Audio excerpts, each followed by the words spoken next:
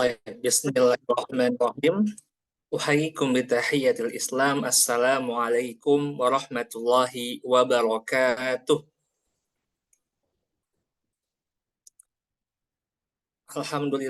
Alhamdulillahi ala ihsanih wa syukru lahu ala taufiqihi wa amtinanih.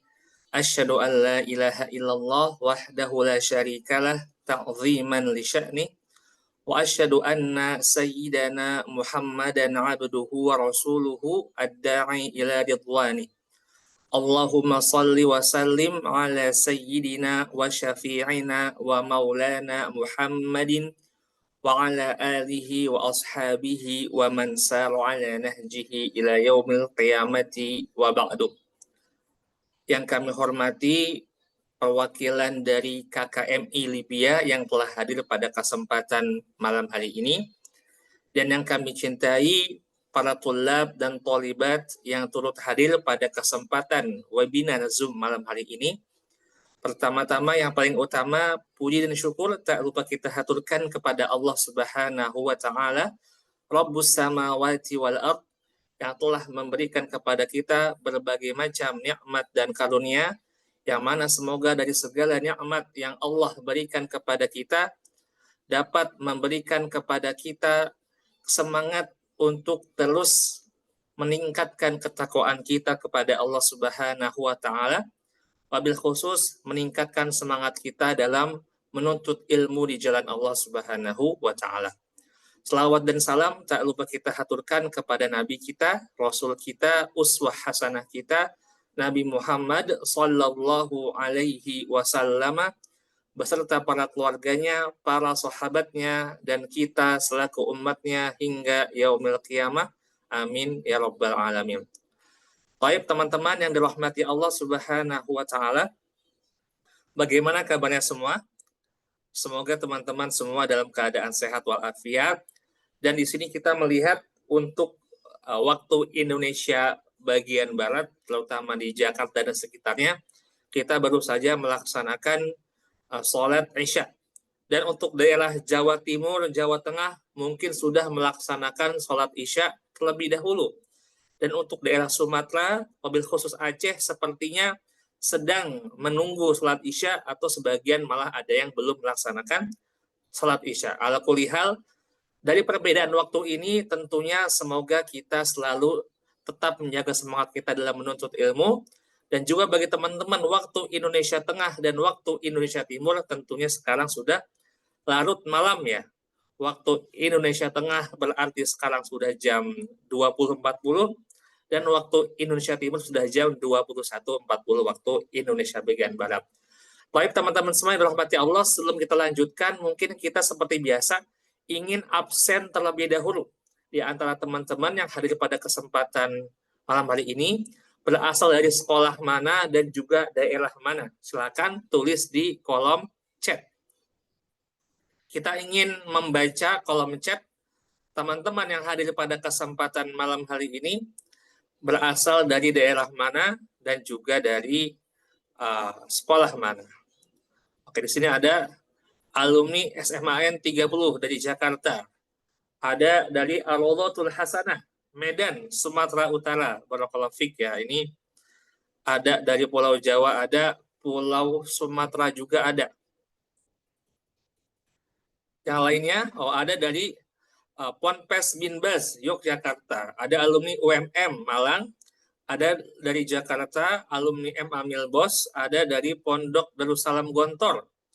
Ada juga dari Kabupaten Tangerang, ada dari PP Al-Hikmah Limbangan Purbalingga, ada dari Mahat Iskarima Karanganyar, ada dari Darul Ukhwah Malang, Rawdatul Irfan Ciamis, Darul Quran Medan, Wali Songo Ngabar, Imam Bukhari Bogor, Lipia Surabaya, Idris Bintan Kepulauan Riau, Asyifa Subang, Darussalam Pinaga, VKBM Fitrah Mulia Bogor, dan Darul Abror Bone. Wah, ini ada dari Sulawesi juga ya.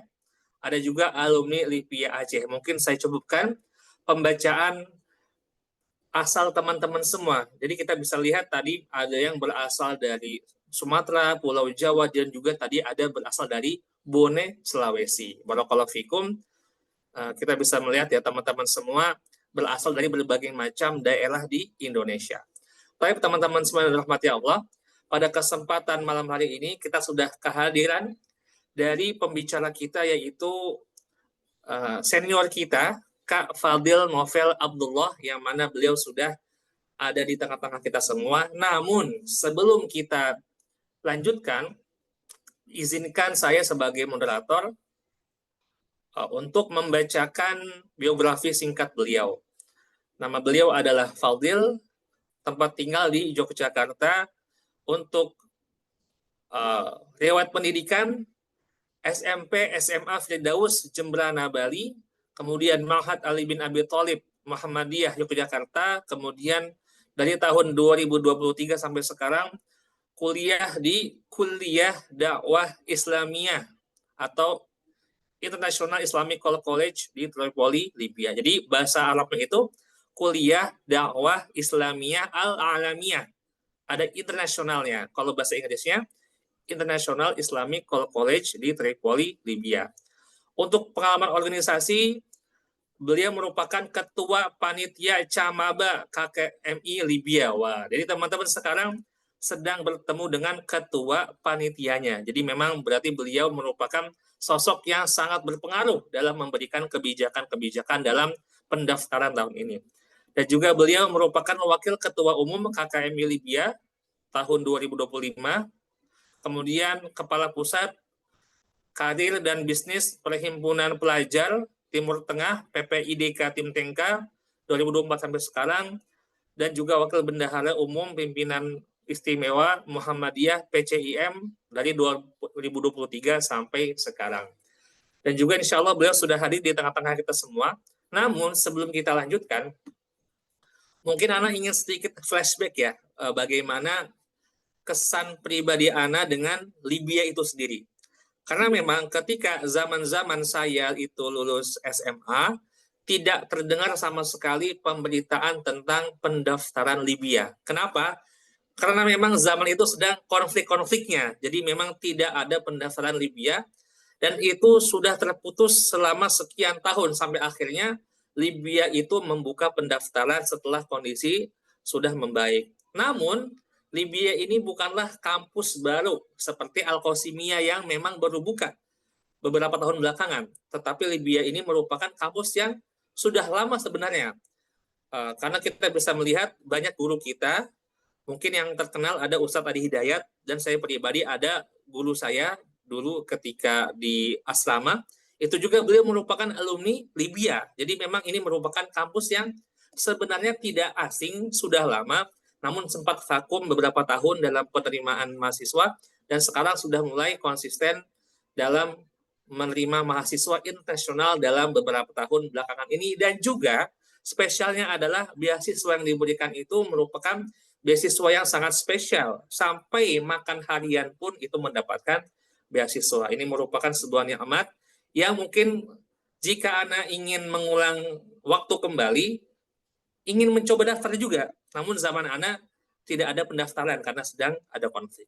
Dan juga teman-teman yang rahmati Allah Subhanahu wa taala, ini merupakan acara dari inisiatif ya KKMI Libya untuk menjawab segala pertanyaan dari teman-teman semua, dan juga kami di ITAF di sini berposisi sebagai media partner dan juga moderator yang membantu kesuksesan jalannya acara pada kesempatan malam hari ini. Baik, tanpa berpanjang kalam lagi, sekarang kita akan sapa pembicara kita, yaitu kepada Kak Fadil. Assalamualaikum warahmatullahi wabarakatuh.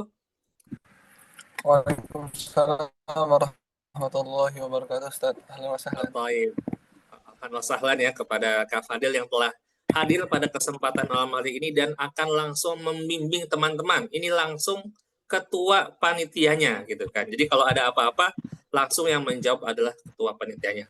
Oke, mungkin Kak Fadil sekarang itu di Libya sedang semester berapa ya? Kalau sekarang kita di Libya lagi sudah menyelesaikan, kita di Libya menggunakan sistem tahun, Tad. Bukan sistem Tahun. semester. Ya, jadi Iya. kita ada tahun 1, tahun 2, tahun 3, tahun 4. Alhamdulillah sekarang saya sudah menyelesaikan tahun ketiga. Insya Allah masuk ke tahun akhir S1, seperti itu. Oh, baik. Jadi memang itu ya. sedang di tahun ketiga dan sedang akan menempuh tahun terakhir. Tapi mungkin dengar-dengar saya pernah baca Libya itu sempat perkuliahan 3 tahun ya, apakah benar di Libya itu? Perkuliahan S1-nya, Seth? Iya, S1-nya. Kalau sejauh ini itu tergantung ini, Seth, kedatangan. Jadi kalau Oh, dibilang kedatangan. saya sendiri termasuk yang kalau kita hitung secara kalender murni, bukan kalender pendidikan, kurang lebih saya akan menempuh pendidikan S1 ini hanya sekitar 3 tahun lebih 3 bulan. Oh, Nah, sedikit ya. kenapa? Ya, karena saya harusnya itu keterima di tahun 2022 akhir. Jadi teman-teman sudah mulai masuk kuliah, tapi qadarullah saya berangkatnya bersama rombongan telat. Jadi ya ketika teman-teman sudah mau masuk ke ujian akhir, nah kita baru masuk kuliah. Nah, ketika teman-teman liburan, kita mengejar ketertinggalan. Seperti itu. Nah, jadi kurang Oh, lebih saya itu baru mulai perkuliahan di Maret 2023, itu di tahun pertama. Besok kita mengejar biar agar sama di tahun berikutnya dan akan selesai di sekitar bulan Juli 2026. oh, baik, barakallahu. Jadi teman-teman, ini di antara spesialnya Libya ini kuliahnya saya nilai tergolong cepat dibandingkan kampus tim yang lainnya karena memang mungkin ada alumni ITAF ya sebelumnya yang Hanafi itu beliau kalau tidak salah berangkat 2022 dan sekarang sudah beres semester akhir. Jadi memang sudah selesai dalam waktu seperti yang dikatakan ya 3 tahun lebih sedikit itu sudah bisa menyelesaikan kuliah jika memang keberangkatannya sesuai. Tapi teman-teman semua mungkin kedepannya teman-teman sudah penasaran dengan apa yang ingin disampaikan oleh Kak Fadil. Sekarang kami berikan waktu dan kesempatan kepada pembicara kita, Kak Fadil, kepadanya kami persilakan. Baik. Sebenarnya Ustaz, mungkin anak izin untuk share screen ya. Ya, tafadhol.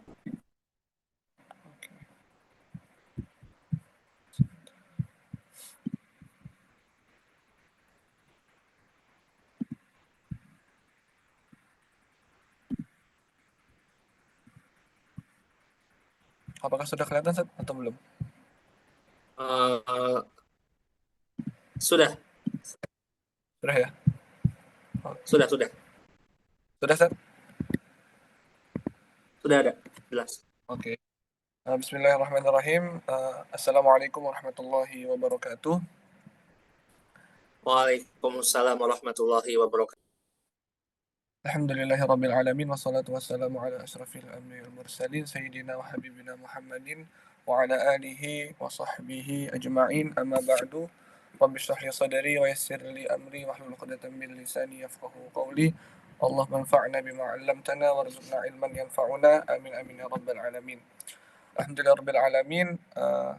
Puji syukur kehadirat Allah Subhanahu wa taala atas nikmat dan karunia dari Allah Subhanahu wa taala. Allah izinkan kita untuk bersilaturahmi melalui Zoom meeting dalam rangka kita akan membedah beasiswa kuliah di Kuliah Dakwah Islamiyah Tripoli Libya. Insyaallah bersama-sama, kemudian salawat serta salam tak lupa kita haturkan kepada junjungan kita Nabi besar Muhammad sallallahu alaihi wasallam. Allahumma shalli wa sallim wa barik alaihi. Sebelumnya kami atas nama KKMI Libya, ya ini Kesatuan Keluarga Mahasiswa Indonesia di Libya, yang kalau boleh kita spill sedikit apa sih pengaruh KKMI Libya dan apa itu KKMI Libya. KKMI Libya adalah organisasi yang menghimpun seluruh mahasiswa Indonesia yang berada di Libya. Jadi kurang lebih saat ini anggota KKMI Libya adalah sama dengan jumlah mahasiswa Indonesia yang berada di Libya. Nah, kita juga KKMI Libya adalah salah satu organisasi resmi yang memiliki hubungan sangat dekat baik itu dengan pihak kampus ataupun pihak Kedutaan Besar Republik Indonesia yang berada di Tripoli, Libya. Jadi kita juga adalah salah satu organisasi yang emang diberikan kepercayaan sebagai tangan kanan KBRI untuk mengurusi mahasiswa Indonesia yang berada di Libya. Kemudian kita juga berterima kasih kepada lembaga ITAF yang telah berkenan untuk berkolaborasi bersama dengan KMI Libya dalam rangka mensiarkan tentang beasiswa yang ada di Kuliah Dakwah Islamiyah Tripoli, Libya. Kemudian untuk membersihkan waktu, jadi kurang lebih nanti saya akan muqaddimah dengan bahan presentasi yang telah kami siapkan. nanti kita bakal lebih fokus kepada sesi sharing tanya jawab seperti itu. Oke, langsung kita ke slide selanjutnya. Jadi pembahasan kita Oke, baik. di Afan Kak, izin memotong ya. Sekarang tulisan di slide-nya apa? table of content. Oh, coba teman-teman saya ingin mengecek ya, apakah teman-teman ada tulisan table of content atau tampilannya tuh kayak kotak-kotak banyak gitu ya? Kayak Zoom Oh ya, banyak kotaknya Iya, gitu. Ustaz, iya, Ustaz. Betulnya. oke. Kotak banyak Ustadz. Oh ya, jadi ya coba mungkin di Afan diulang share screen-nya. Pada masih kotak-kotak ya ternyata. Sudah Sat, gimana Sat? Coba diulang share screen-nya. Tadi memang saya lihat ada Oke. kotak-kotak tampilannya, jadi apa? Tampilan seperti Betul betul. kurang pas.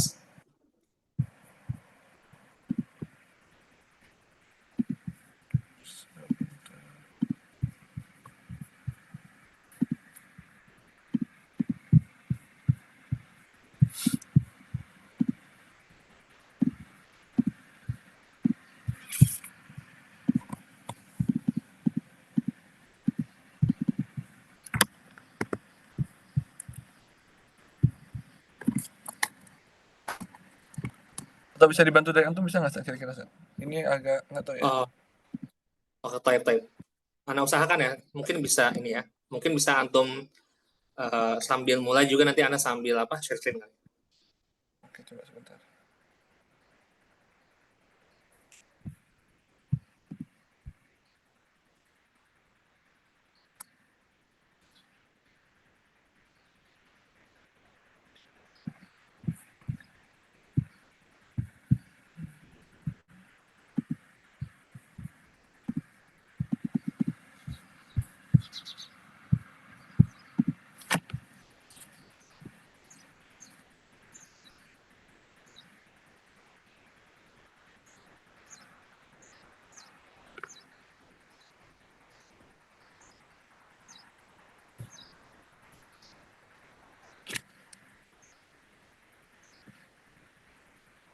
Saya kirim ke antum Sat ya, untuk file-nya. Type.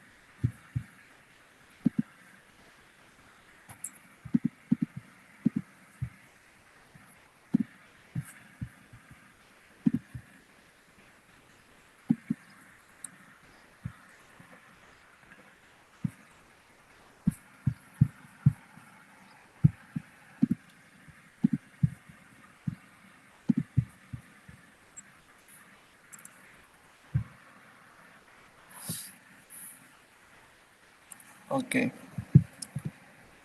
Oke, sebelumnya mohon maaf ya teman-teman karena ada kendala teknis. Jadi bismillah, kita lanjut untuk pembahasannya.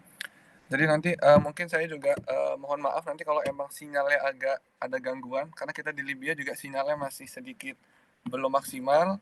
Kemudian yang kedua, kita sedang berada di puncak musim panas. Saat ini suhunya kurang lebih sekitar 35 sampai 37 derajat.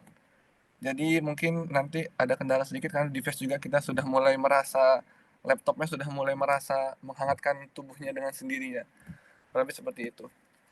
Jadi kita boleh untuk next ke slide selanjutnya. Kita akan bacakan poin-poin pembahasan pada malam hari ini. Jadi kita akan membagi beberapa poin pembahasan yang akan kita bahas pada malam hari ini. Yang itu ada pertama adalah kita akan mengenal Libya secara sekilas. Kemudian nanti kita tambahkan secara geografis Libya posisinya di mana, karena itu juga sangat berpengaruh gitu kepada pengetahuan teman-teman tentang Libya sendiri.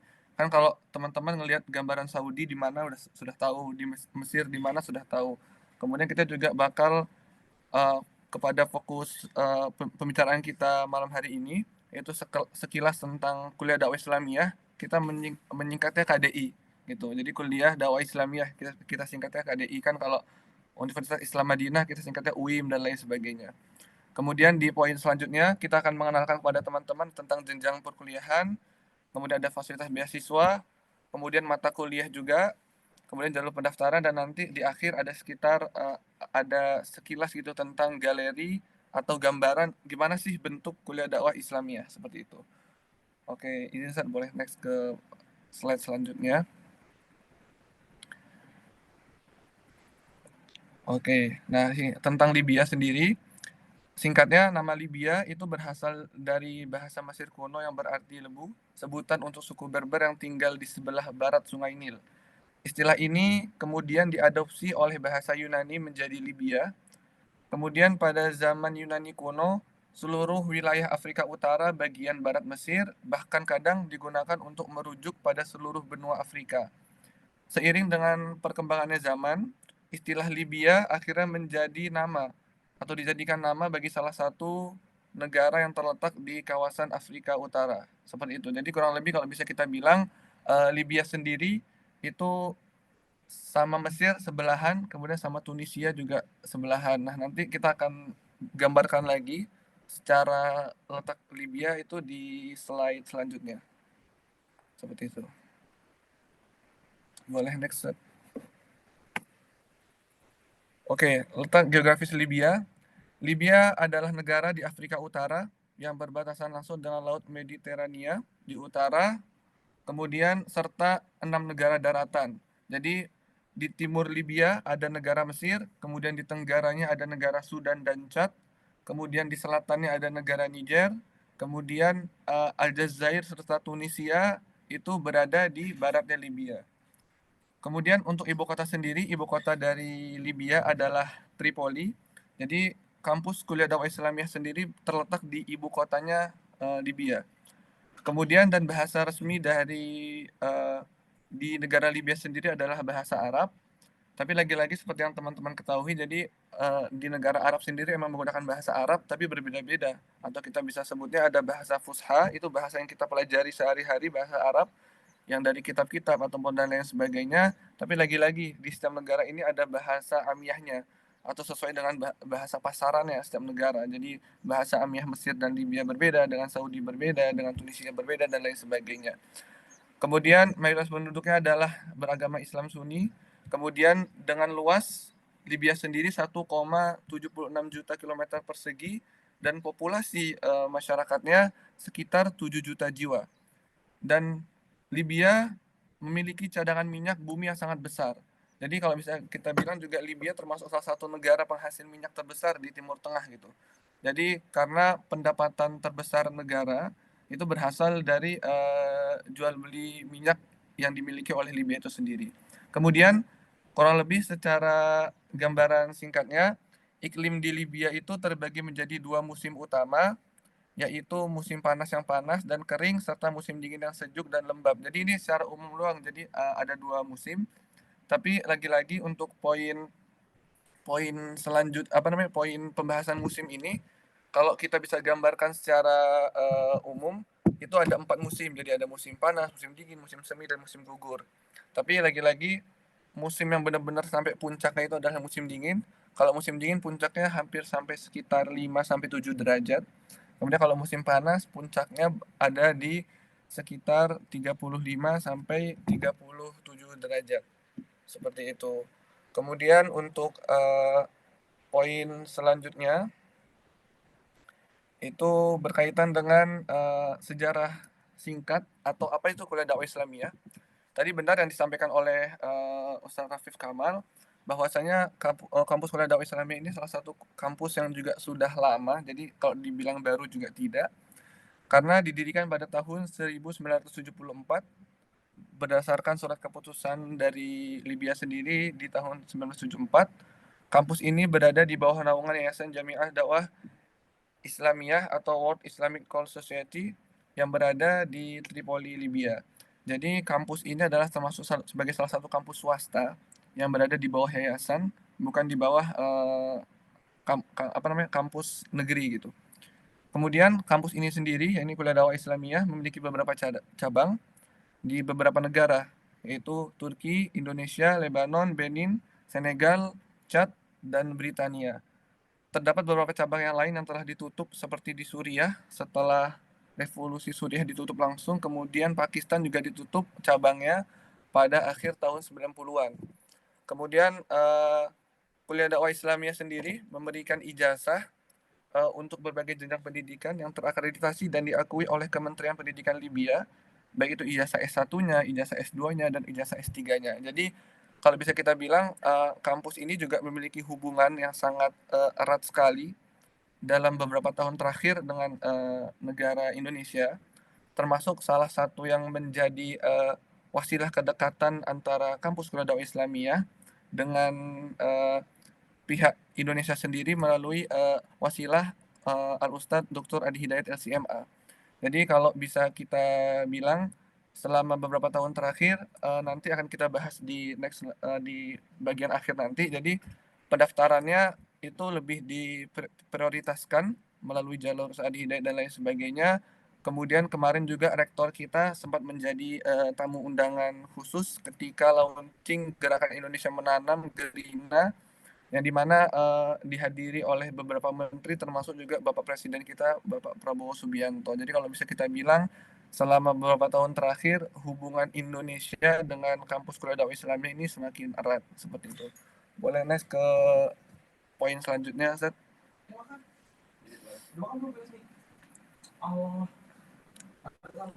Oke, kemudian terkait jenjang perkuliahan sendiri yang berada di Kuliah Dakwah Islamiyah sendiri ada kurang lebih ada 4 jenjang. Pertama jenjang kelas persiapan bahasa. Ini dikhususkan bagi yang belum memiliki kemampuan yang sangat mumpuni dalam bahasa Arab. Jadi dipersiapkan 3 tingkatan. Masing-masing tingkatan itu ada durasinya 1 tahun. Jadi tingkatan pertama ada Dauratul Lughah, teman-teman. Kemudian tingkatan kedua ada Mahat Ula, kemudian ada Mahasani. Jadi kurang lebih ada 3 tingkatan, masing-masingnya 1 tahun gitu. Nah, nanti penempatan ini berdasarkan hasil ketika nanti dites uji kelayakan antum bahasa Arab ketika setelah antum keterima. Jadi nanti ketika antum setelah menyetorkan berkas, ada ujian wawancara. Nah, itu wawancara itu untuk apakah antum layak diterima atau tidak. Nah, nanti ketika antum sudah diterima, sudah sampai sini, itu tidak langsung penempatan perkuliahan, tapi ada tes lagi, namanya muqabalah. Nah, muqabalah ini nanti kurang lebih terdiri dari 2 sesi, itu ada ujian tulis dan juga ujian lisan. Nah, hasil ini yang mana pengujinya sendiri adalah para dakatir atau kalau kita bisa bilang adalah kepala prodi, baik itu prodi syariah, kemudian prodi lughah, kemudian prodi dakwah wal hadharah, kemudian prodi iktisad dan lain sebagainya. Nanti hasilnya maka ditentukan apakah antum bisa langsung masuk ke jenjang strata S1 secara langsung ke S1, ataukah antum perlu dimasukkan terlebih dahulu ke Dauratul Lughah, apakah antum perlu dimasukkan terlebih dahulu ke Mahat Ula ataupun ke Mahasani, seperti itu. Ketika antum ditempatkan di Dauratul Lughah, berarti nanti antum ketika sampai lulus S1 kurang lebih akan menempuh pendidikan selama 7 tahun. Ketika antum masuk di Mahat Ula, kurang lebih akan 6 tahun sampai selesai S1. Kemudian apabila antum di Mahasani, kurang lebih sampai sekitar 5 tahun. Apabila antum rezekinya keterima langsung S1, kurang lebih pendidikannya selama 4 tahun. Kemudian jenjang selanjutnya adalah jenjang strata S1. Program S1 berdurasi 4 tahun, di mana pada tahun pertama seluruh mahasiswa mengambil mata kuliah secara umum. Kemudian pada tahun ketiga, mahasiswa baru dapat memilih jurusan yaitu syariah, lughah, atau dakwah wal hadharah. Oke, jadi secara kurang lebih gambarannya teman-teman, mungkin bisa dicatat juga sebagai poin pilihan bagi antum juga. Jadi kurang lebih di Kuliah Dakwah Islamiyah ini, di jenjang S1 ini, ada 5 jurusan. Jurusan pertama adalah syariah, kemudian lughah, dakwah wal hadharah, kemudian ekonomi atau iktisad, kemudian fakultas komputer atau hasub. Nah, jadi untuk 3 jurusan yang pertama tadi, yaitu yang sebagaimana termaktub di screen, itu syariah, lughah ataupun dakwah wal hadharah, itu di 2 tahun pertama ketika S1 belum memilih jurusannya. Jadi kita akan masuk di kelas secara umum, kita mempelajari seluruh mata kuliah dasar untuk 3 syu'bah ini, 3 jurusan ini. Nanti di tahun ketiga baru kita memilih apakah kita bakal masuk ke syariah atau ke lughat atau dakwah hadharah. Ini untuk 3 jurusan ini, tapi berbeda untuk Qismul Iqtisad, Fakultas Ekonomi, dan juga Qismul Hasub, Fakultas Komputer. Jadi untuk ekonomi dan komputer itu dari tahun pertama sudah langsung masuk ke penjurusannya. Jadi tidak ada mengambil ikut ke mereka kuliah secara umum, jadi terpisah gitu. Nah, kalau saya sendiri kan sekarang berada di Fakultas Ekonomi, jadi emang dari awal dari tahun 1 itu sudah langsung masuk ke penjurusan ekonomi, tidak ada mengambil mata kuliah secara umum terlebih dahulu, seperti itu. Kemudian kita lanjut ke program S2. S2 sendiri kalau bisa kita bilang gambaran singkatnya, S2 yang di Libya sejauh yang Ana pribadi tahu, itu salah satu S2 kalau bisa yang kita bilang tersingkat di Timur Tengah. Kalau secara pandangan saya pribadi, berdasarkan kita melihat dari kampus-kampus lainnya, karena di sini program S2 terdiri dari 2. Yang pertama kelas tamhidiyah dan penulisan tesis. Kemudian kelas tamhidiyah ini berlangsung selama kurang lebih 6 bulan. Oke, atau kalau bisa kita bilang 1 semester, kemudian dilanjutkan dengan proses penulisan tesis. Nah, jadi ketika antum contohnya keterima S2 di sini, maka antum bakal berada di Libya paling paling minimal itu 6 bulan, itu karena ada tamhidiyah. Tamhidiyah ini durasinya 1 semester, terdiri dari ujian tengah semester dan ujian akhir semester. Nah, kemudian ketika antum dinyatakan najah atau lulus dari ujian akhir semester ini, maka antum berhak untuk lanjut ke proses selanjutnya, yaitu penulisan tesis. Nah, penulisan tesis sendiri, antum diberikan apa ya, keringanan untuk menulis tesis itu di Indonesia, seperti itu. Nah, jadi kalau emang antum paling minimal tadi makanya saya bilang itu kurang lebih hanya 6 bulan untuk perkuliahan S2 yang berada di Libya. Sisanya antum bisa di Indonesia, ataupun banyak juga dari beberapa senior kita selesai tamhidi di sini ngambil lagi S2 di tempat lain sambil nulis yang di Libya gitu. Nah, jadi bisa double degree. Kesempatan untuk double degree itu bisa digunakan ketika antum menjadi mahasiswa S2 di Kuliah Dakwah Islamiyah. Kemudian jenjang strata S3, program S3 pada saat pendaftaran langsung mengajukan rencana penelitian. Apabila diterima, mahasiswa dapat segera memulai bimbingan penulisan disertasi dan melanjutkan prosesnya. Nah, jadi S3 ini kita tidak ada kelasnya di sini. Jadi S3 itu langsung ketika antum mentasjilkan nama antum sekalian, itu harus sudah ada rencana penelitian atau khutbatul bahas, ya kan, khutbahnya udah ada, kemudian nanti udah siap dipresentasikan. Apabila layak, maka antum akan diterima sebagai mahasiswa S3. Nah, ketika antum sudah diterima sebagai mahasiswa S3, antum bakal langsung diberikan bimbingan, diberikan pembimbing, kemudian dan lain sebagainya, dan diberikan keluasan untuk menulis itu di Indonesia secara mutlak gitu. Nah, untuk jenjang strata S2 tadi sebelumnya mahasiswa Indonesia itu baru banyak di 2 tahun terakhir. Kalau tahun-tahun sebelumnya sangat dikit gitu. Kemudian untuk mahasiswa S3 sendiri, sejauh yang kami tahu dari 2 tahun terakhir hanya ada 2 mahasiswa S3. Karena salah satunya adalah Al Ustadz Dr. Adi Hidayat LC MA. Beliau ngambil S3 di sini, jadi beliau S1 di sini, kemudian S2-nya berada di UIN Bandung, Sunan Gunung Jati, kemudian S3 beliau ngambil di sini lagi di jurusan Bahasa Arab. Nah, beliau juga bimbingannya secara online, kemudian kemarin beliau sidangnya secara khusus, jadi beberapa dakatir, beberapa masyayikh dari Kuliah Dakwah Islamiyah, termasuk rektor juga hadir ke Indonesia untuk mengetes disertasi beliau untuk jenjang S3. Kemudian ada satu lagi namanya Al Ustadz Setiawan Tugiono, beliau dari Yogyakarta. Itu beliau juga terdaftar sebagai mahasiswa S3 di sini, tapi yang sejauh kami tahu informasi terakhir, beliau masih dalam proses penulisan gitu, jadi belum pada tahap sidang ataupun bimbingan di akhir dan lain sebagainya. Oke. Mungkin tambahan sedikit, untuk jenjang S2 ada 4 jurusan, yaitu ada syariah, dakwah wal hadharah, lughah, dan juga ekonomi atau iqtisad, seperti itu. Boleh next ke poin selanjutnya, Ustaz?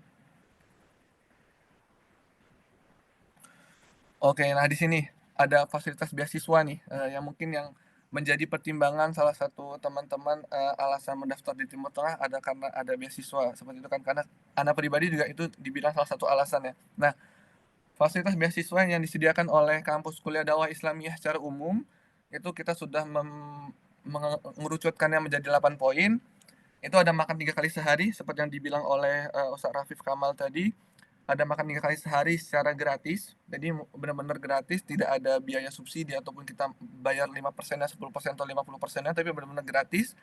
Gambaran secara umumnya kalau makan pagi kita ada roti, kemudian susu, dan lain sebagainya. Kemudian kalau untuk makan nasinya itu di malam hari sama siang hari.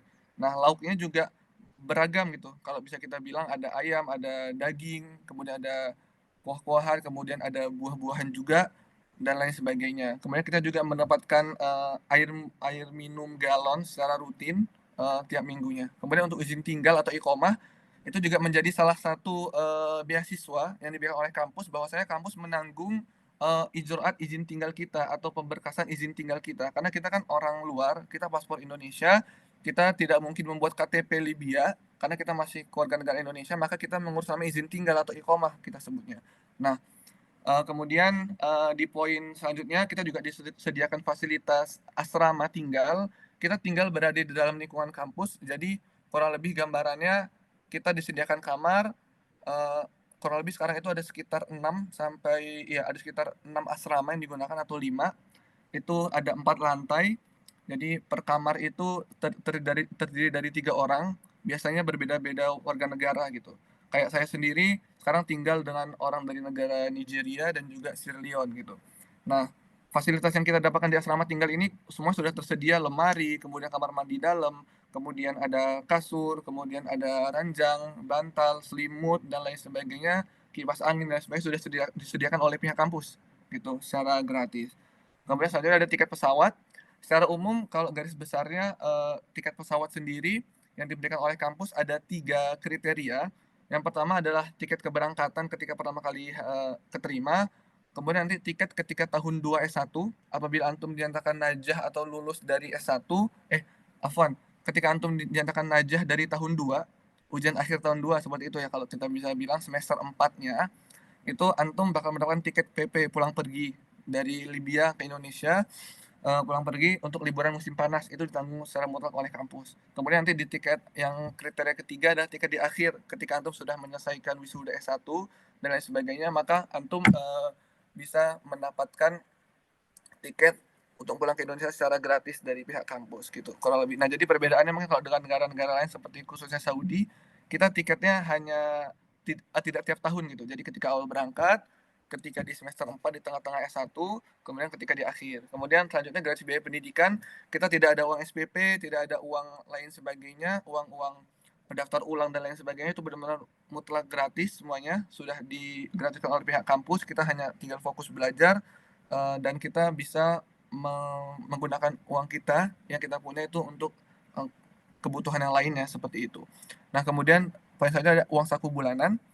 Uang saku bulanan nanti izin mungkin Anda menjelaskan secara sedikit detail berbarengan dengan izin tinggal iqomah ataupun tiket pesawat yang sudah kita bintangin, karena ada beberapa mulahadzah atau catatan yang perlu kita jelaskan.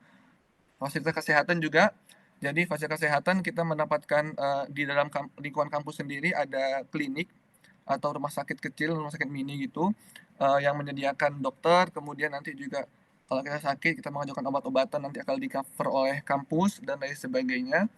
Tapi lagi-lagi fokus kita adalah khusus di kalau fasilitas kesehatan ini yang masih tergolong ringan penyakitnya. Kalau emang penyakitnya tergolong berat, yang membutuhkan operasi dan lain sebagainya, biasanya pihak kampus tidak menyediakan itu. Makanya di awal ketika pendaftaran, maka harus dipastikan kesehatan antum sudah terjamin dan lain sebagainya. Kemudian kitab-kitab muqarrar ataupun yang bisa kita bilang penunjang perkuliahan kita, itu juga diberikan secara gratis oleh kampus. Nah, mungkin kita bisa langsung membahaskan poin-poin yang dibintang-bintangi ini. Jadi untuk kitab muqarrar sendiri kenapa kita bintangin? Karena ada mulahadzat. Pertama, mulahadzatnya itu keterbatasan kitab. Karena kalau bisa kita bilang kitab itu terbatas, kemudian tobaahnya juga ataupun percetakannya juga terbatas, jadi menyebabkan beberapa mahasiswa, contohnya misalkan di mata kuliah hadis, ada yang mendapatkan kitab kitab hadisnya dapat, kemudian ada beberapa orang nggak dapat, itu karena keterbatasan. Tapi biasanya akan diusahakan untuk diberikan secara mutlak oleh pihak kampus, ataupun kalau emang tidak ada, maka nanti bisa di fotokopikan oleh pihak kampus dan sebagainya. Kemudian yang menjadi catatan juga itu terkait kita muqarrar adalah di Fakultas Ekonomi dan Komputer. Jadi kalau bisa kita bilang karena emang masih tergolong yang tidak setiap tahun ada fakultas ini, jadi kadang-kadang mahasiswanya di tahun 2022 ada, 2023 nggak ada, 2024 ada, 2025 nggak ada gitu. Nah jadi menyebabkan bahwasanya kitab-kitabnya penunjang pembelajarannya itu ya bukan kitab asli yang hardcover gitu, jadi terkadang fotokopian ataupun PDF dan lain sebagainya. Nah itu kan juga menjadi salah satu tantangan sendiri bagi kita. Kemudian yang poin yang dibintangi juga ada fasilitas kesehatan yang tadi kita bilang, jadi tidak semua penyakit itu di cover oleh kampus, hanya penyakit-penyakit ringan, dan juga tidak semua obat di cover oleh kampus. Karena kan ada beberapa obat yang kita tahu juga obat itu memiliki harga yang sangat tinggi, harga sangat mahal, dari pihak kampus itu tidak mengcover tersebut. Kemudian uang saku bulanan, kalau bisa kita bilang ini salah satu juga tujuan kita mengadakan webinar itu ada menjelaskan faktual yang terjadi. Jadi uang saku bulanan selama kurang lebih 2 tahun terakhir, dari sekitar bulan Juli 2023 sampai saat ini, Juli 2025, uang saku bulanan kita yang nominalnya sekitar 150 dinar per bulan, atau kalau kita konversikan sekitar 320.000 rupiah per bulannya, itu mengalami kemacetan gitu. Karena pertama emang faktor ekonomi negara Libya sendiri, kemudian juga faktor ekonomi dari pihak Yayasan Kuliah Dakwah Islamiyah sendiri. Nah ini juga bisa menjadi catatan bagi teman-teman bahwasanya uang saku bulanan sendiri tidak cair gitu selama 2 tahun terakhir. Kemudian terkait poin izin tinggal atau iqomah juga, ini iqomah selama kurang lebih 1 tahun terakhir iqomahnya sudah mati atau sudah selesai masa berlakunya, itu belum diperpanjang lagi oleh pihak kampus dikarenakan poin tadi yang terkait ada permasalahan ekonomi atau keuangan baik itu dari pihak Libyanya sendiri ataupun dari pihak kampus Kuliah Dakwah Islamiyah sendiri. Kemudian di poin selanjutnya tiket pesawat lagi-lagi berkaitan dengan uang. Jadi terkendala selama kurang lebih beberapa tahun terakhir banyak lamanya proses pemberkasan tiket ini dikarenakan uang itu memiliki kendala dalam proses pencairannya dan lain sebagainya. Jadi menyebabkan ada yang tiketnya itu ngaret, agak lama, kemudian ada juga yang kalau bisa kita bilang tiketnya benar-benar mutlak tidak mendapatkan tiket dari pihak kampus dan lain sebagainya. Gitu, Ustaz.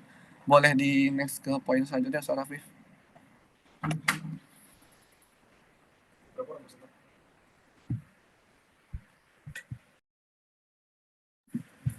Kemudian ini mata kuliah secara umum, ini tahun 1 kuliah dan tahun 2 kuliah ini bisa teman-teman lihat ya. Jadi kalau kita bacakan ini agak panjang. Jadi ini yang tahun 1, tahun 2 kuliah yang di tabel atas itu untuk yang umum. Itu untuk teman-teman yang berada di fakultas keagamaan. Itu ada syariah, lughah dan dakwah hadharah. Ketika tahun 3-nya itu di situ ada, kalau kita bisa bilang setiap tahun itu ada maddah Qur'annya, kemudian ada fikih, akidah dan lain sebagainya, ada hadis, ulumul Qur'an. Kemudian ada lughah ajnabiyah juga, teman-teman bisa memilih bahasa Inggris atau bahasa Perancis. Kemudian nahwu juga ada nahwu, kemudian ada shorof, ada balaghah. Jadi qawaid lughah arabiyah juga dibahas. Kemudian ini yang teman-teman bisa menjadi pertimbangan juga di Fakultas Syariah, lughah ataupun dakwah. Jadi kalau syariah emang terfokuskan kepada hal-hal yang berkaitan dengan syariah. Itu ada contohnya kalau kita bisa bilang ada ilmu miras, kemudian tafsir, kemudian ada ulumul Quran, fikih, al-khitabat, usul fiqh, hadis ahkam, dinul muqarran.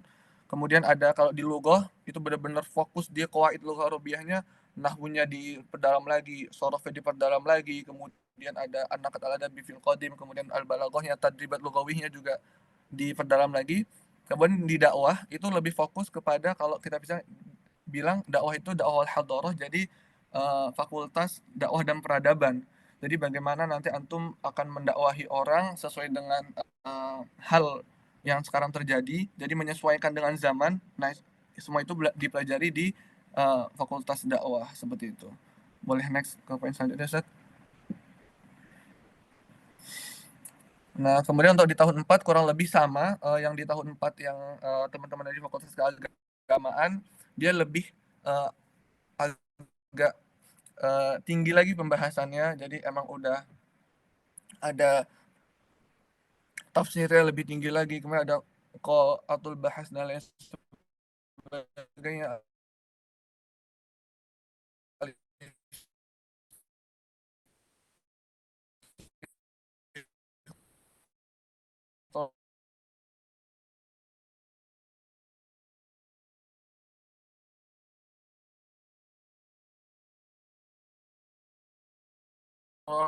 Al-Istishraq, kemudian itu disyarah nahwu karena emang itu ilmu yang ada dakwah juga, bisa teman lihat ada kemudian ada al-i'lam ad-da'wah, hukukul insan dan lain sebagainya, itu dipelajari di tahun 4 dakwah. Nah, kemudian kita fokus di yang ekonomi.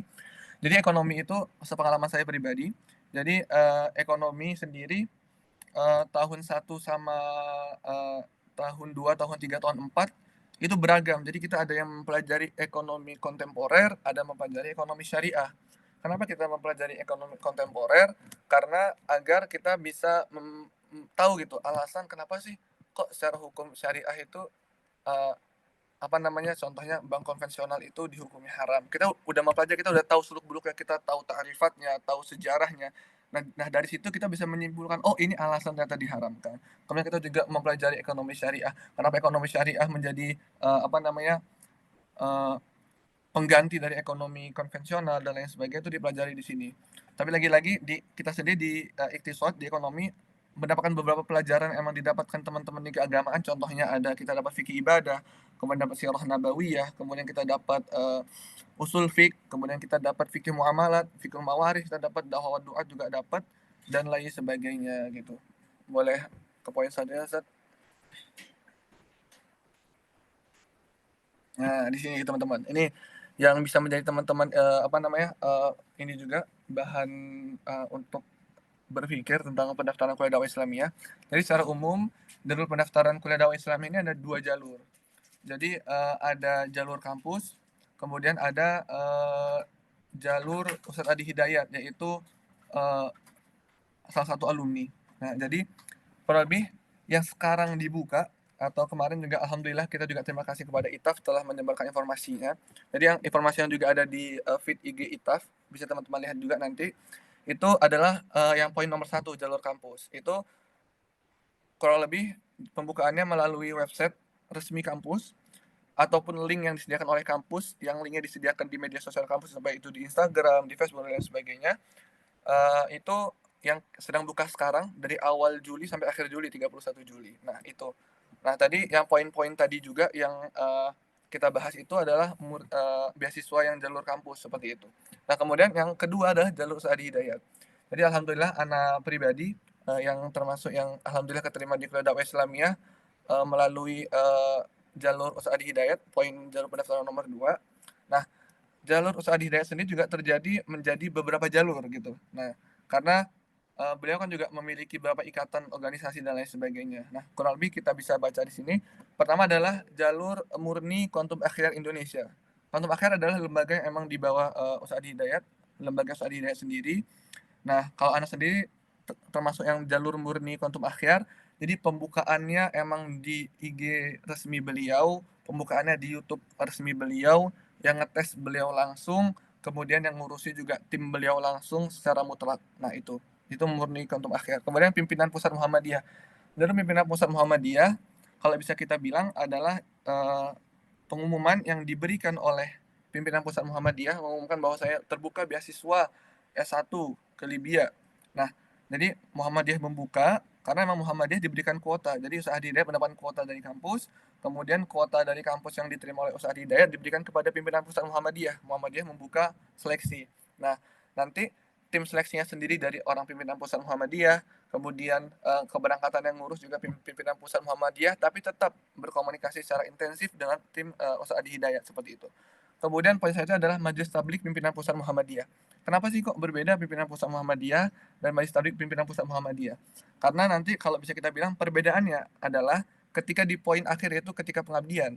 Jadi kalau pimpinan pusat Muhammadiyah yang terima jalur itu pengabdiannya murni langsung ke pimpinan pusat Muhammadiyah. Sedangkan kalau yang Majelis Tablik itu langsung ke lembaga Majelis Tablik. Karena kan usaha hidayah sendiri adalah Wakil Ketua Umum dari Majelis Tabligh Pimpinan Pusat Muhammadiyah. Jadi juga beliau ingin mengkader untuk penerus-penerus beliau di dalam Majelis Tabligh. Nah, untuk pimpinan pusat untuk yang murni Kontum Akhyar sendiri kurang lebih itu di sini kalau bisa kita bilang untuk S1-nya itu ada baru sekitar kalau bisa kita bilang 2 kali keberangkatan ya, 2 angkatan. Kemudian kalau yang pimpinan pusat Muhammadiyah belum ada karena rencananya akan berangkat di tahun ini. Nama-namanya kemarin informasi terakhir dari beliau udah ada, jadi proses keberangkatan. Kemudian Majelis Tabligh Pimpinan Pusat Muhammadiyah ini sudah 5 angkatan, sudah 4 angkatan ke Libya. Angkatan pertama berada di Asmariyah University yang sebelumnya pernah mengadakan juga webinar dengan ITAF. Kemudian angkatan kedua di sini, angkatan ketiga di sini, angkatan keempat juga di sini. Nah, sekarang sedang dibuka pendaftaran juga untuk angkatan kelima untuk berangkat ke kuliah dakwah Islamiyah. Kemudian poin selanjutnya adalah MOU dengan beberapa lembaga. Jadi Ustaz Adi Hidayat juga memberikan kuota yang beliau dapatkan dari kampus itu ke beberapa lembaga. Contoh lembaga yang kita tahu itu adalah diberikan kepada Sekolah Tinggi Ilmu Dakwah Komunikasi Islam Ar-Rahmah Surabaya, STIDKI Ar-Rahmah Surabaya. Itu mendapatkan kuota dari beliau. Kalau tidak salah tahun lalu itu ada 3 orang alumni S1 STIDKI Ar-Rahmah, S2-nya di sini melalui jalur beliau. Nah, kemudian perbedaan secara umum apa sih yang membedakan jalur kampus sama jalur Adi Hidayat? Kalau bisa kita bilang ketika secara syarat pendaftaran itu jalur Ustaz Hidayat itu kalau bisa kita bilang lebih ketat. Sebagaimana teman-teman tahu yang kalau pernah lihat Instagram beliau buka pendaftaran kemarin di akhir bulan April, ya ada syarat khususnya seperti syarat hafalan dan lain sebagainya, sedangkan pihak kampus tidak mensyaratkan itu. Nah, jadi itu kemudian poin kedua, yang jalur Ustaz Hidayat kalau bisa kita bilang hal-hal tadi yang emang tidak tercover dikarenakan kondisi keuangan oleh pihak kampus, itu tercover secara penuh oleh Ustaz Hadi Hidayat. Poin-poin yang bisa kita bahas adalah poin-poin seperti uang kesehatan, kemudian uang tiket, kemudian uang saku bulanan, itu karena dikarenakan kampus tidak memberikan, jadi sementara waktu itu yang jalur Ustaz Hadi Hidayat di-cover oleh lembaga beliau, seperti itu. Nah, tapi ketika kita di sini kita tetap kita tetap ikut di perkuliahan kampus gitu. Kita tidak terpisah. Jadi kita jalur masuknya berbeda, tapi ketika ke sini kita udah bareng-bareng sama yang jalur kampus. Seperti itu. Boleh ke poin selanjutnya, Ustaz?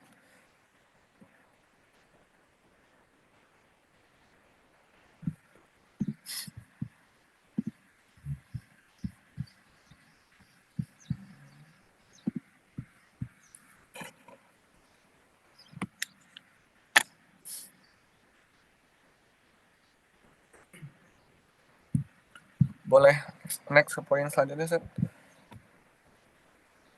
Oke. Nah, ini kurang lebih ini kalau nggak salah udah hampir slide terakhir.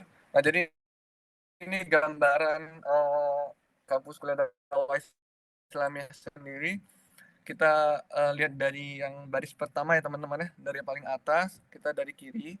Dari kiri itu adalah kalau bisa kita bilang ini adalah view dari setengah atas gitu lah, dari kampus kuliah dakwah Islamiyah sendiri dan lain sebagainya. Kemudian di kanannya itu adalah Masjid Kuliah Dakwah Islamiyah sendiri. Kalau bisa kita bilang juga masjidnya sangat besar sekali. Masjidnya itu 2 tingkat, kemudian ya intinya sangat besar kalau bisa kita bilang. Kemudian di sampingnya masih di baris pertama itu adalah rektorat, jadi tempat rektor di situ, kemudian wakil rektor, kemudian petinggi-petinggi kampus, dekan dan lain sebagainya juga di situ. Kemudian di poin selanjutnya di di yang keempat di baris pertama masih itu adalah gambaran gedung kuliah, gedung S1 itu di situ. Kemudian di sampingnya adalah gambaran kelas dari S1. Mungkin kalau bisa kita bilang kelasnya masih biasa-biasa saja ya, karena betul ini masih bangunan lama ya. Jadi bangunan dari zaman-zaman sebelum juga seperti ini, hanya ya diperbarui kayak dicat doang. Kemudian tapi alhamdulillah ruangannya sangat mendukung, ber-AC. Jadi AC-nya juga ada 2, jadi sangat dingin ketika musim panas gitu. Karena kita juga kalau musim panas ya kadang-kadang kita ngademnya ke sekolah, ke kampus seperti itu. Kemudian kita ke baris keduanya, itu dari paling kiri itu adalah gambaran aula ataupun ruang kegiatan acara besar dari baik itu yang diadakan oleh mahasiswa ataupun kampus. Kalau kita nyebutnya mudarroj, jadi sekitar menampung hampir 200 sampai 300 hadirin, kemudian ada panggungnya dan lain sebagainya. Kemudian di kanannya adalah view luar dari perpustakaan. Perpustakaan kita juga perpustakaan yang sangat menjadi rujukan beberapa orang-orang Libya, karena kalau bisa kita bilang hampir beberapa mahasiswa dari kampus luar juga datang ke sini, ataupun para dakatir, para masyayikh juga mengambil, karena kitabnya juga termasuk kitab yang sangat lengkap juga di Libya, perpustakaan dari Kuliah Dakwah Islamiyah. Kemudian di samping kanannya itu gambaran dalamnya, jadi susunan buku-bukunya di situ. Kemudian di gambar sebelahnya adalah ini gambar untuk kelas persiapan bahasa. Kelas persiapan bahasa atau ma'had ta'hili, ya kan, ma'had I'dad Lugawi di sini. Kemudian samping kanannya itu gambaran dalamnya terdiri dari 2 lantai, ya kan. Di situ juga menjadi maktab ataupun kantor dari S2. Oke, sama tadi kelewatan, mungkin di perpustakaan itu juga menjadi, di situ ada ruang kelas untuk teman-teman mahasiswa S2 gitu. Oke, kita ke poin bawahnya lagi, ke yang baris ketiga ini. Yang paling kiri itu adalah gambaran dari asrama yang tadi kita bilang, terdiri dari 4 lantai, kemudian per kamar itu hampir 3 orang, fasilitas semua sudah dalam, kemudian ada balkon juga, tempat menjemur, kipas angin dan lain sebagainya. Kemudian samping kanannya ini adalah view rektorat ya dari belakang. Kemudian samping kanan adalah mat'am, tempat kita makan 3 kali sehari, sarapan, makan siang, makan malam. Ini juga tempat kita berkumpul dengan mahasiswa lain, karena kan kita asrama juga berpisah-pisah, ada yang di gedung A, gedung B, gedung C. Ya terkadang kita bersilaturahmi atau ketemu lagi sapa-sapaannya ketika di masjid, ataupun ketika makan, ngobrol-ngobrol, makan santai dan sebagainya. Kemudian samping kanannya adalah itu view gedung kuliah, gedung S1 dari dari depannya. Itu menjadi sebagai spot favorit juga untuk foto teman-teman mahasiswa Indonesia khususnya gitu ya. Kemudian yang samping kanan adalah lapangan olahraga. Lapangan ini lapangan mini soccer. Lapangan olahraga sendiri kita ada lapangan mini soccer, kemudian lapangan sepak bola tapi tidak digunakan karena harus diperbaiki atau direnovasi. Kemudian ada lapangan voli, lapangan basket dan lain sebagainya gitu. Boleh ke slide terakhir, Ustaz. Nah, ya itu kurang lebih presentasi yang udah kami sampaikan. Jadi teman-teman, nanti kita juga dari KKMI Libya sudah membuat grup berkolaborasi dengan ITAF, ya kan. Ada di grup. Jadi grup itu setelah webinar ini tetap ada di situ. Di situ juga ada beberapa tim dari teman-teman saya, ya kan, dari teman-teman mahasiswa Indonesia yang menjadi panitia Camaba. Nanti kita akan membantu teman-teman dan lain sebagainya. Kemudian ini juga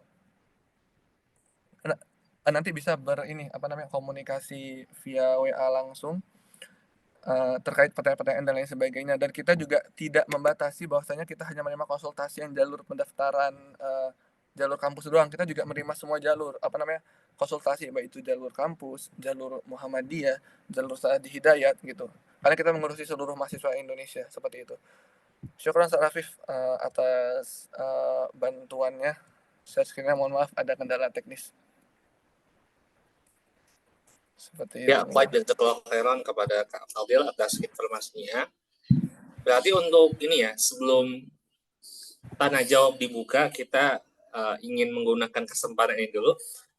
Berarti tadi kan ada jalur Muhammadiyah itu ada 2 jalur ya. Yang pertama yang pimpinan pusat ya. Yang kedua yang tabligh. Yang ketiga itu ada kontum akhir, dan keempat untuk jalur MOU dengan lembaga. Untuk kuantum akhir itu sudah buka belum? Untuk kuantum akhir sudah buka di akhir April, dan kalau nggak salah informasi terakhir kemarin subuh, Ana telepon dengan sekretaris pribadi wah sudah ada nama-nama yang keterima.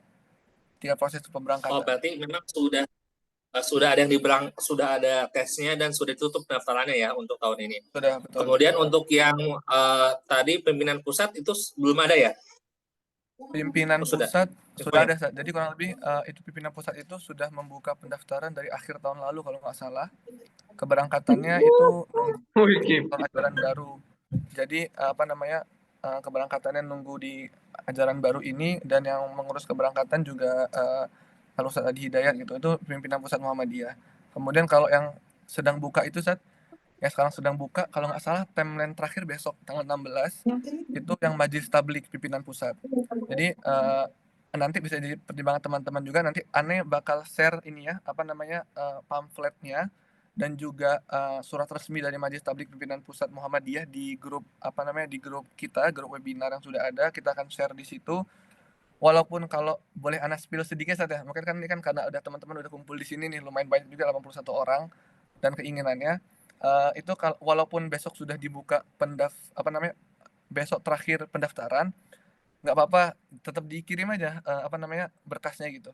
Karena Ane juga yakin itu secara sistem mekanisme di dalamnya itu dicepatkan karena emang nanti untuk persiapannya bisa maksimal gitu. Tapi kalau emang setelah sehari 2 hari dicoba aja, kalau keterima ya alhamdulillah, kalau enggak ya emang karena emang udah telat seperti itu. Baik, barakallahu fik ya. Jadi memang seperti itu infonya. Dan untuk apa yang terakhir yang kampus Al-Rahmah ya di Surabaya Ya. itu mereka pendaftarannya apakah khusus mahasiswa sana atau seperti apa? Atau umum kah? Jadi kalau Ar-Rahmah itu kalau bisa kita bilang itu kan baru satu kali. Yang MOU dengan lembaga lain itu baru satu kali. Dengan Sidki Ar-Rahmah itu juga baru satu angkatan. Itu kenapa bisa terjadi MOU? Kurang lebih Ustadz Adi Hidayat datang hadir ketika wisuda mahasiswa S1-nya sebagai tamu undangan khusus. Kemudian kalau sebagaimana kita tahu kan beliau kan sering bagi-bagi hadiah gitu Ustadz ya. Nah jadi kemarin itu pas di wisuda Sidki Ar-Rahmah ada beberapa mahasiswa yang memang dikasih gelar sebagai lulusan terbaik, kemudian hafalan terbanyak. Nah itu menggerakkan hati beliau ketika itu langsung beliau padahal posisi lagi prosesi wisuda yang berjalan foto-foto bareng, beliau langsung ngambil mic bilang untuk yang seluruh mahasiswa terbaiknya kita berangkatkan S2 di Libya seperti itu. Jadi nggak ada tesnya, nggak ada lain sebagainya gitu. Sebagai hadiah gitu, bentuk Oh hadiah. ya, masya Allah, masya Allah. Masya Allah, jadi memang sekalian megang mic itu langsung apa ya, beneran terjadi gitu. Dan ini memang termasuk yang jarang ya, soalnya memang saya punya pengalaman lah dengan beberapa orang Timur Tengah gitu kan. Ada yang mau jamalah beasiswa tapi tidak diberangkatkan. Nah, kalau beliau bisa menepati janjinya, masya Allah, barakallahu fi. Nah, sekarang kita berlanjut ke sesi tanya jawab, tapi ini memang sangat banyak ya ini pertanyaannya. Oke, di sini mungkin kita akan mencicil pertanyaan-pertanyaan terlebih dahulu yang berada di kolom chat sesuai dengan yang Anda baca. Baik, pertanyaan pertama, nah ini juga saya juga penasaran nih. Untuk KDI itu ada cabang Turki, Indonesia, dan negara lainnya. Untuk Indonesia sendiri bagaimana? Apakah ada beasiswanya? Bagaimana dengan pengajarnya? Mungkin ada informasinya, Barakallahu Fik. Oke. Untuk cabang sendiri kita ada cabang di Turki dan lain sebagainya. Jadi sejauh ini mahasiswa Indonesia yang belajar di cabang itu di Turki itu ada satu mahasiswa tapi sudah lulus di tahun 2022. Itu juga kebetulan adalah beasiswa Ustadz Ali Hidayat. Jadi beliau emang qadarullah tidak memungkinkan untuk diberangkatkan ke Libya. Bisa beliau tansik ataupun menjalin hubungan dengan rektor akhirnya di Turki. Kemudian untuk yang di Indonesia sendiri, cabangnya itu rektor dari cabang Kuliah Dakwah Islamiyah di Indonesia adalah Ustadz Adi Hidayat sendiri. Beliau adalah rektor yang cabangnya. Untuk saat ini sedang tidak membuka pendaftaran karena informasi terakhir yang kita terima itu karena sedang lagi menyiapkan gedungnya. Sedangkan kalau untuk pengajarnya itu beliau ngambil pengajar dari negara Yaman, Mesir, Arab Saudi dan lain sebagainya, para masyayikh emang diambilkan yang berdasarkan keilmuannya. Kemudian sudah ada satu angkatan. Nah jadi gini, ini poin yang bisa menjadi poin plus untuk teman-teman yang belajar di cabang. Jadi antum ketika belajar di cabang, 2 tahun pertama S1 itu belajarnya di Indonesia, 2 tahun terakhir berangkat ke Libya. Seperti itu. 2 tahun pertama belajar di Indonesia, 2 tahun terakhir berangkat di Libya. Nah, sekarang ini ada mahasiswa yang dari cabang, sekarang satu tingkat dengan Anas di tahun 3, jadi kita terima juga sama. Kemudian gimana sih cara daftar cabang? Itu daftar cabang lagi-lagi itu berada di informasinya di YouTube ataupun Instagram Ustadz Adi Hidayat. Nah, kemudian apa sih kata-kata yang kalau membedakan antara Ustadz Adi Hidayat ini membuka pendaftaran ke Timur Tengah atau di cabang? Nah, kalau Timur Tengah emang termaktub beasiswa Timur Tengah dan sebagainya. Sedangkan kalau yang untuk cabang biasanya beliau menggunakan kata program kaderisasi ulama.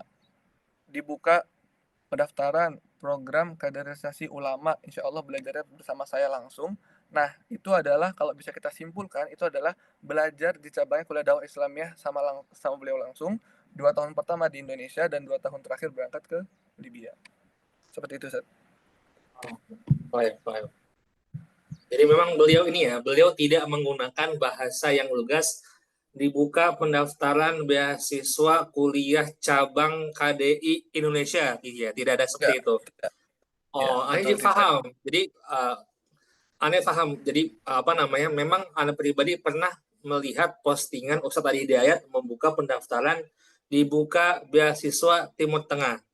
Nah, tapi saat Hmm. itu saya juga bingung ya, ini kampus Timur Tengah yang mana ya gitu kan. Oh, ternyata itu maksudnya adalah KDI yang jalur beliau gitu ya.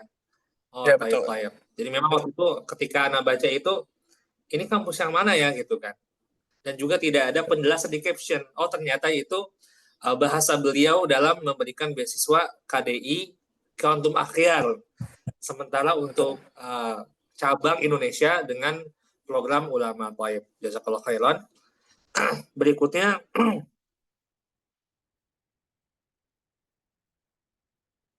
Sorry ganggu. pertanyaan tadi kan ada yang share ya pendaftaran dari yang besok tutup tuh yang tablik kan ya. Ya. Itu kan ada syarat hafalan 10 juz kalau tidak salah. Itu juz berapa saja? Ada yang bertanya. Juz berapa saja kah yang diminta?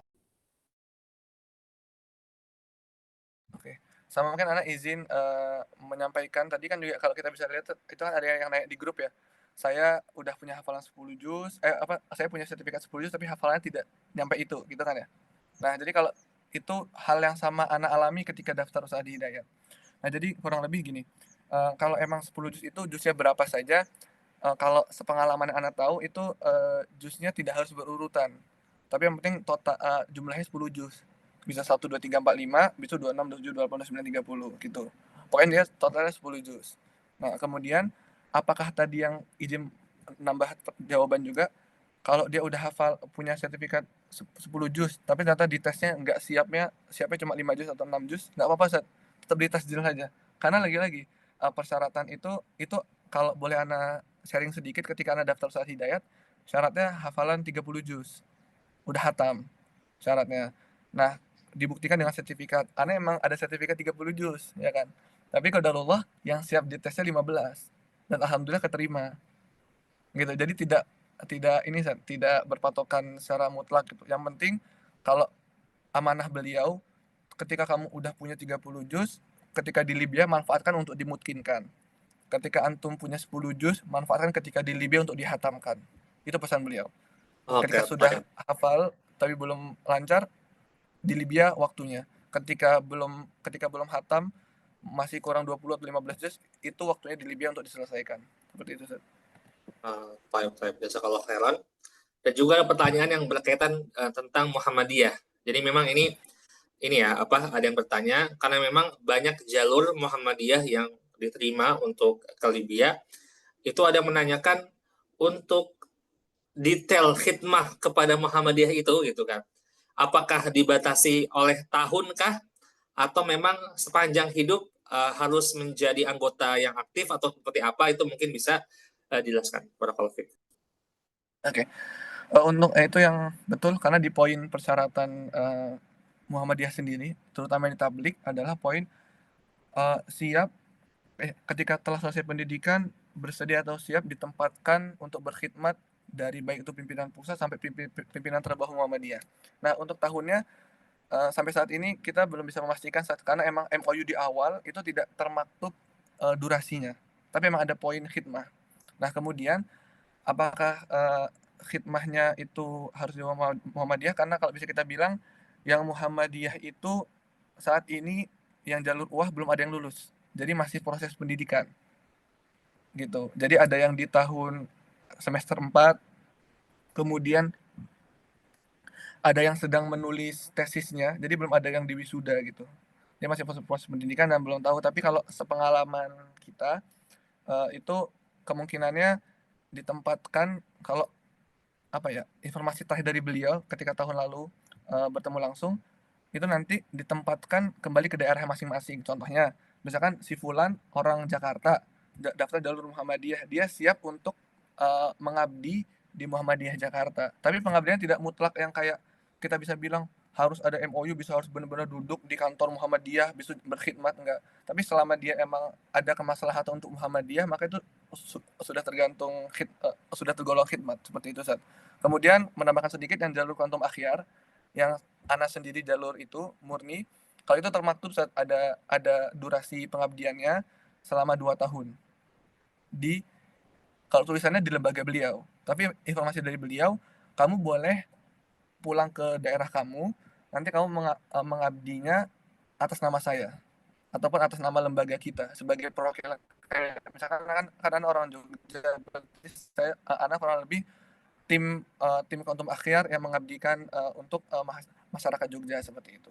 Dan bentuk pengabdiannya tidak tidak kecil gitu.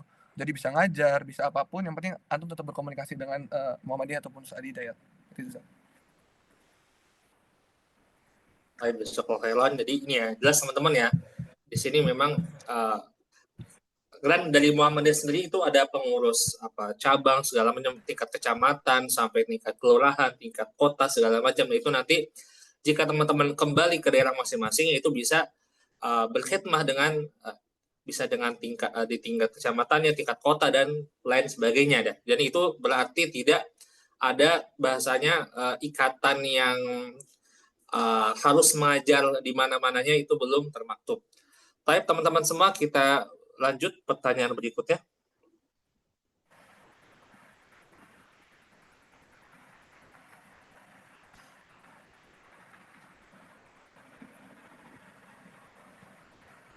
Ada yang bertanya, ITAF itu perwakilan KMI atau bagaimana? ITAF itu hanya media partner ya.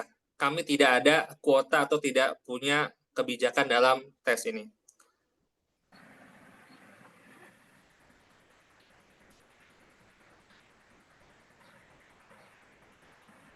Type. Sekarang kita ingin bertanya berkaitan dengan tes. Nah, ini konteksnya itu sepertinya tes jalur ini ya, kampus yang umum. Karena kalau jalur kantum akhyar, jalur majelis tablik segala macam itu sudah ada mekanismenya masing-masing dan biasanya informasinya itu lebih mudah didapat karena yang mengurusnya langsung pengurusnya. Nah, tapi untuk jalur kampus ini gitu kan, itu bagaimana teknisnya? Nanti apakah ada wawancara kah? Seandainya ada yang wawancara, siapa yang mewawancarainya? Atau ada tes tulis kah? Atau seperti apa? Atau hanya berkas saja? Mungkin bisa dibantu untuk ini ya, yang jalur kampus. Oke, untuk jalur kampus sendiri kurang lebih ada, kalau bisa kita bilang, 2 tingkatan. Tingkatan pertama adalah seleksi berkas. Jadi berkasnya harus sesuai dengan yang diminta oleh pihak kampus. Kemudian selanjutnya adalah tes wawancara langsung.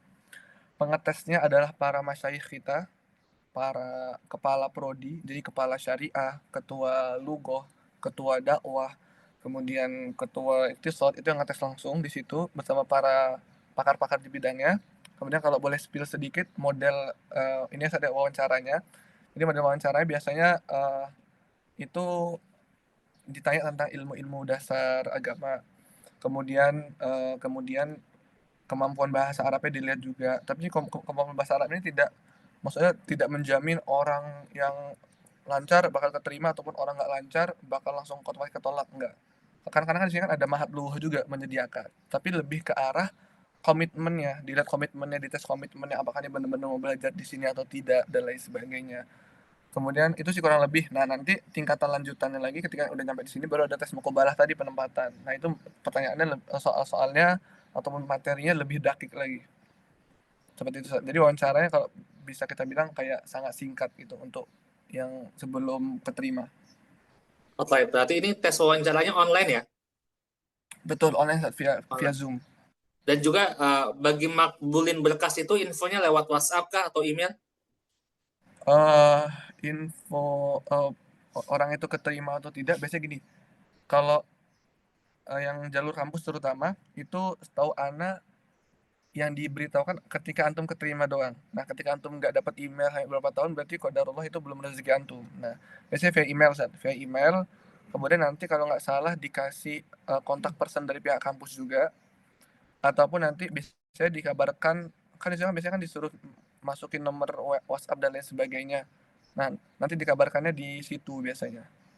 Tapi kita juga mentanbih ataupun mengingatkan teman-teman Kalau emang nanti antum sudah daftar, udah wawancara, kemudian dapat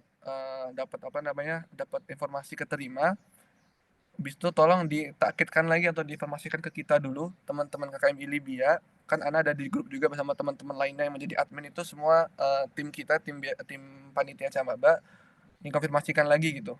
Apakah ini benar atau lain sebagainya. Karena kalau bisa kita bilang sekarang kan udah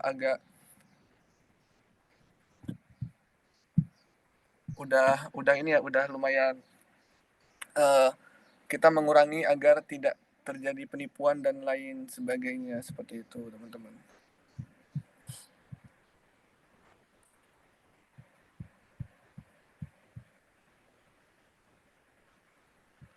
Oke, kita tunggu Ustaz Rafif, sepertinya beliau ada gangguan sinyal.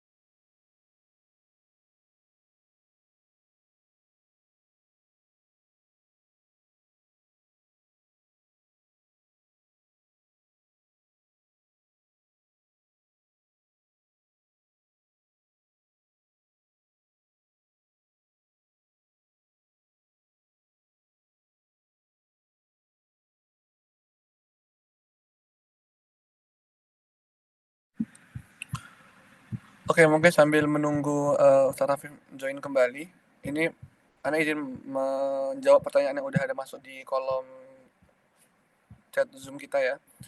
Jadi poin selanjutnya, untuk link pendaftaran, apakah ada link pendaftaran di Muhammadiyah nggak, Ustaz? Maksudnya jalur Muhammadiyah dan jalur MOU.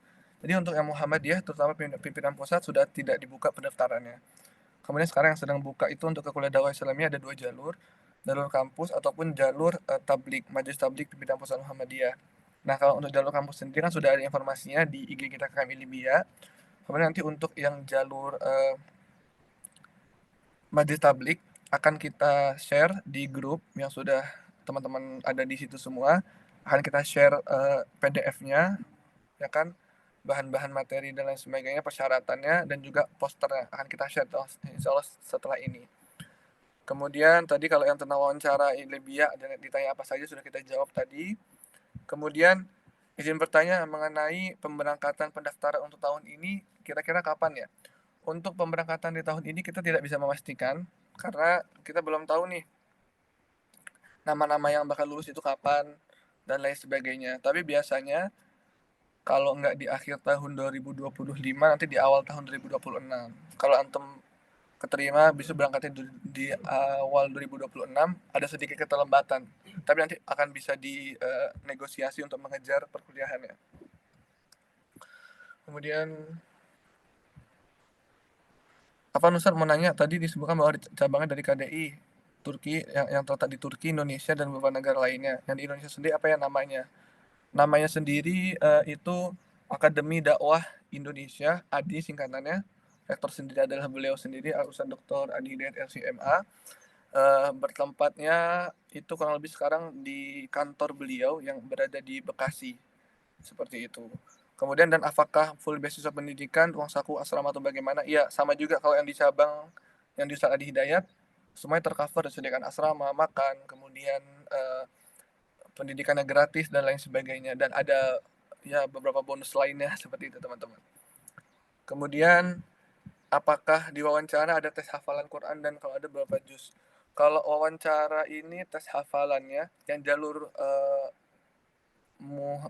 kampus itu tidak kita tidak tahu berapa juz, tapi bisa disiapkan aja. Antum punya berapa hafalannya, disiapkan semaksimal mungkin. Kalau ditanya berapa kamu udah hafal Quran, jawab dengan pertanyaan yang jawab dengan jumlah yang emang antum sudah yakin mungkin.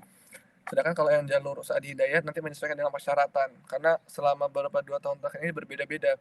Ada yang ketika buka pendaftaran disyaratkan 30 juz, ada disyaratkan 15 juz, ada disyaratkan 10 juz juga ada. Jadi menyesuaikan.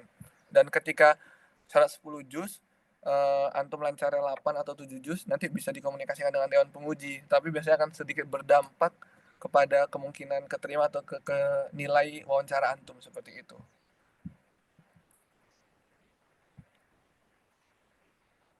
Apakah jika mendaftar lewat website kampus harus mengabdi kepada Muhammadiyah juga? Tidak ya. Bagi yang keterima jalur kampus, tidak ada kaitannya dengan pengabdian kepada Muhammadiyah ataupun Al-Ustadz Adi Hidayat LCMA seperti itu. Jadi ketika ada jalur kampus, ketika telah selesai, itu kembali ke pilihan antum untuk melanjutkan step selanjutnya seperti itu. Apakah Libya negara konflik? Kalau kita bisa bilang masih tergolong negara konflik, tapi yang tidak konfliknya setiap hari. Jadi beberapa momen saja gitu. Ya kalau bisa kita bilang dalam setahun itu pasti ada konflik, tapi lagi-lagi kita tinggal di dalam lingkungan kampus, kita sudah dijaga di depan gerbang itu oleh beberapa militer dari Libya sendiri. Jadi insya Allah kita sudah terjamin keamanannya seperti itu. Kemudian biaya hidup di Libya sendiri kira-kira berapa ya Ustadz selama sebulan? Kemudian jika lo beasiswa uang sakunya belum turun, bagaimana masalah di sana untuk dana kesehariannya, apakah disampaikan atau bagaimana? Poin pertama untuk biaya bulanannya lagi-lagi berbeda-beda setiap orang, kurang lebih di kisaran 150 dinar sampai 200 dinar atau sekitar 300.000 sampai 400.000 ya, sekitar segitu. Itu untuk kebutuhan pulsa, kemudian kebutuhan ya apa ya, bahasa zaman sekarang healing, jalan-jalan gitu kan ya. Kemudian kebutuhan jajan dan sebagainya, karena makan dan lain sebagainya sudah didapatkan dari kampus gitu. Kemudian untuk link di mana saja? Untuk yang link pihak link jalur kampus ada di IG KKMI Libya @KKMI Libya yang sudah antum follow ketika syarat ikut mengikuti tes ini, ikut webinar. Kemudian kalau yang link jalur tablik nanti akan kita share untuk informasinya. Kemudian jika lolos seleksi berkas dan lanjut ke tes wawancara, pemberitahuan lewat mana ya, email atau resmi? Biasanya lewat email, jarang diumumkan di post di Facebook atau ini nama-nama yang keterima tuh jarang, jadi akan diberitahu secara pribadi seperti itu.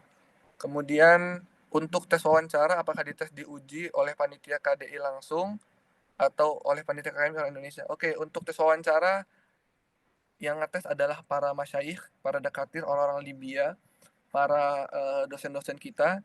Kita tidak memiliki kewenangan untuk menyeleksi antum, jadi murni orang Libya seperti itu. Apakah tes wawancara menggunakan bahasa Arab? Betul, menggunakan bahasa Arab, karena lagi-lagi dosennya orang Arab seperti itu. Kemudian izin tanya Kak, oke, apakah ada kelas bahasa untuk mahasiswa asing? Disediakan kelas bahasa. Ada kelas bahasa 3 tingkatan tadi, ya kan? Masing-masingnya 1 tahun. Kemudian apabila antum sudah dinyatakan layak untuk bahasa Arabnya sudah bagus, maka antum bisa melewati kelas bahasa langsung masuk ke S1 seperti itu. Apakah paspor wajib diterjemahkan? Sebenarnya kewajiban untuk menerjemahkan paspor itu tidak mutlak, tapi kita menyarankan untuk diterjemahkan. Kenapa?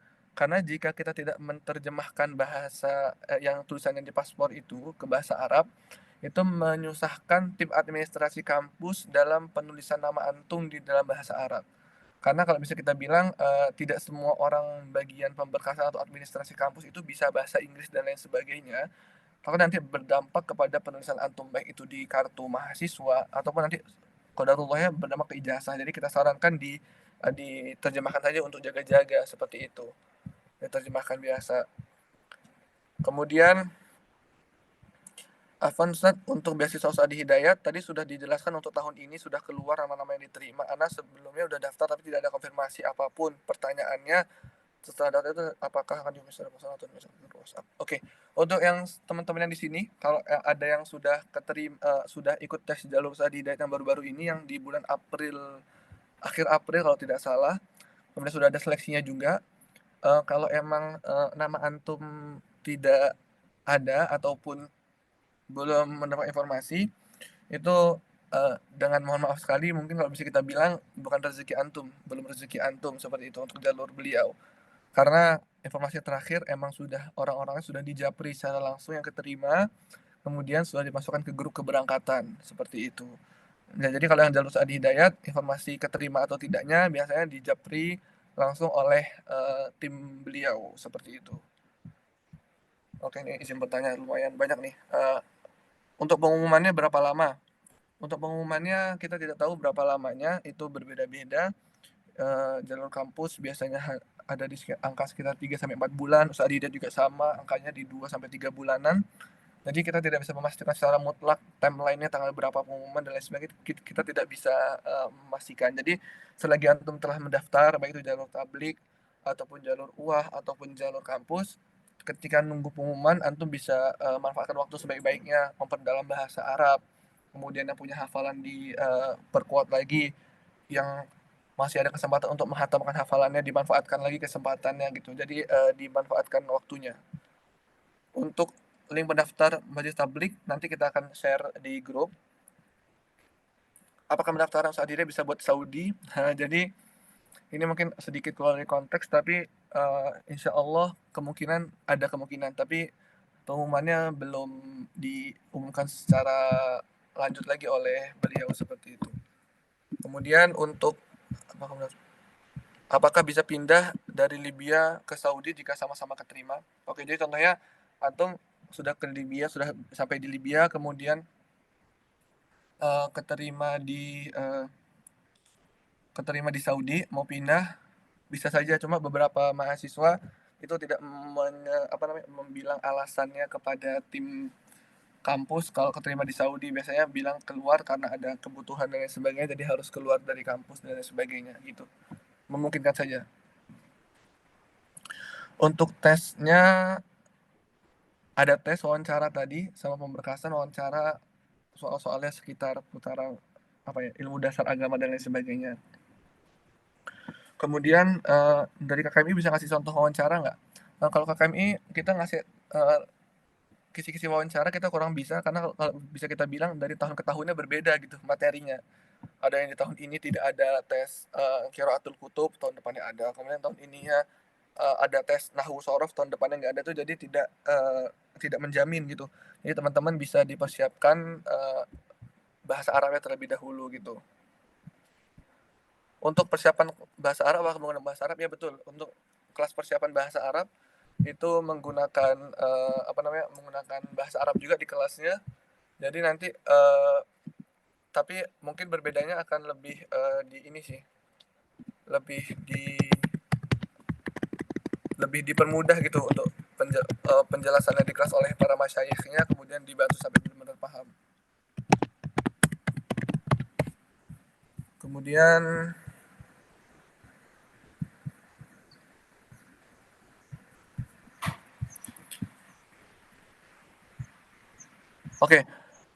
di Libya apakah ada konflik internal?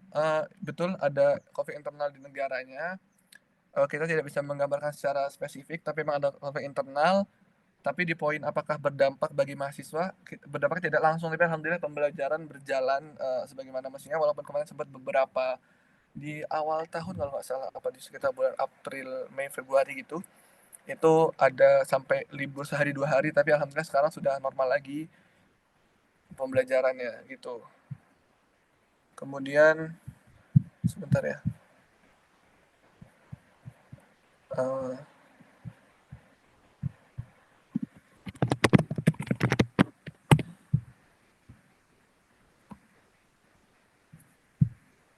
Ustaz Rafi belum bergabung bersama kita.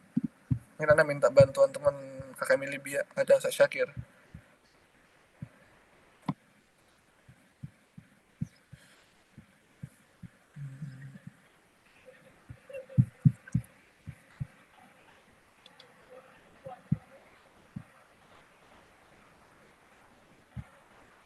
Oke, ini ada pertanyaan terkait dengan oke, Ustaz Syakir. Oke, teman-teman. Mungkin ini Ana dibantu ya sama Ustaz Syakir selaku moderator. Beliau juga tim kita dari KKM Libya akan menjelaskan apa namanya membantu membacakan dulu pertanyaan-pertanyaan yang ada di grup seperti itu.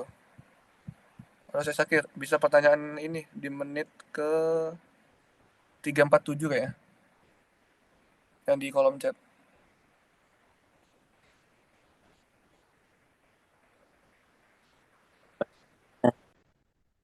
Dikarenakan aktif juga belum ada, jadi izinkan saya ambil alih. Iya.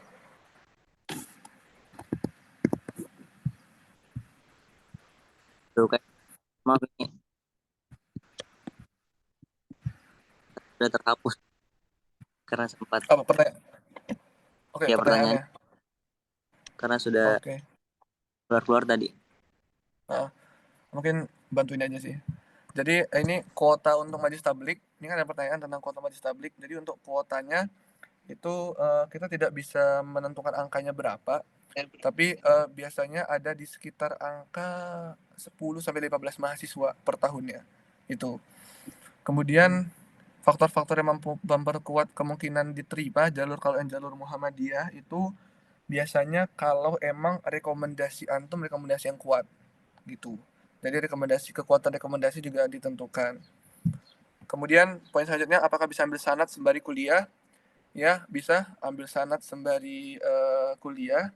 Ada sanad hafalan Quran, riwayat gitu, kemudian ada sanad kitab-kitab juga kayak Sahih Bukhari, kemudian sanad hadis Arba'in Nawawi dan lain sebagainya, itu ada kesempatan untuk itu. Kemudian untuk tadi jurusan-jurusannya ada beberapa jurusan, nanti akan kita share ini ya, PPT yang tadi saya jelaskan juga akan kita share di grup, jadi teman-teman bisa membaca jurusannya ada apa aja. Kemudian mungkin ya Ustaz Zakir, kita silakan lah ke teman-teman kalau mau bertanya secara langsung aja, mungkin on mic atau on cam, kita persilakan.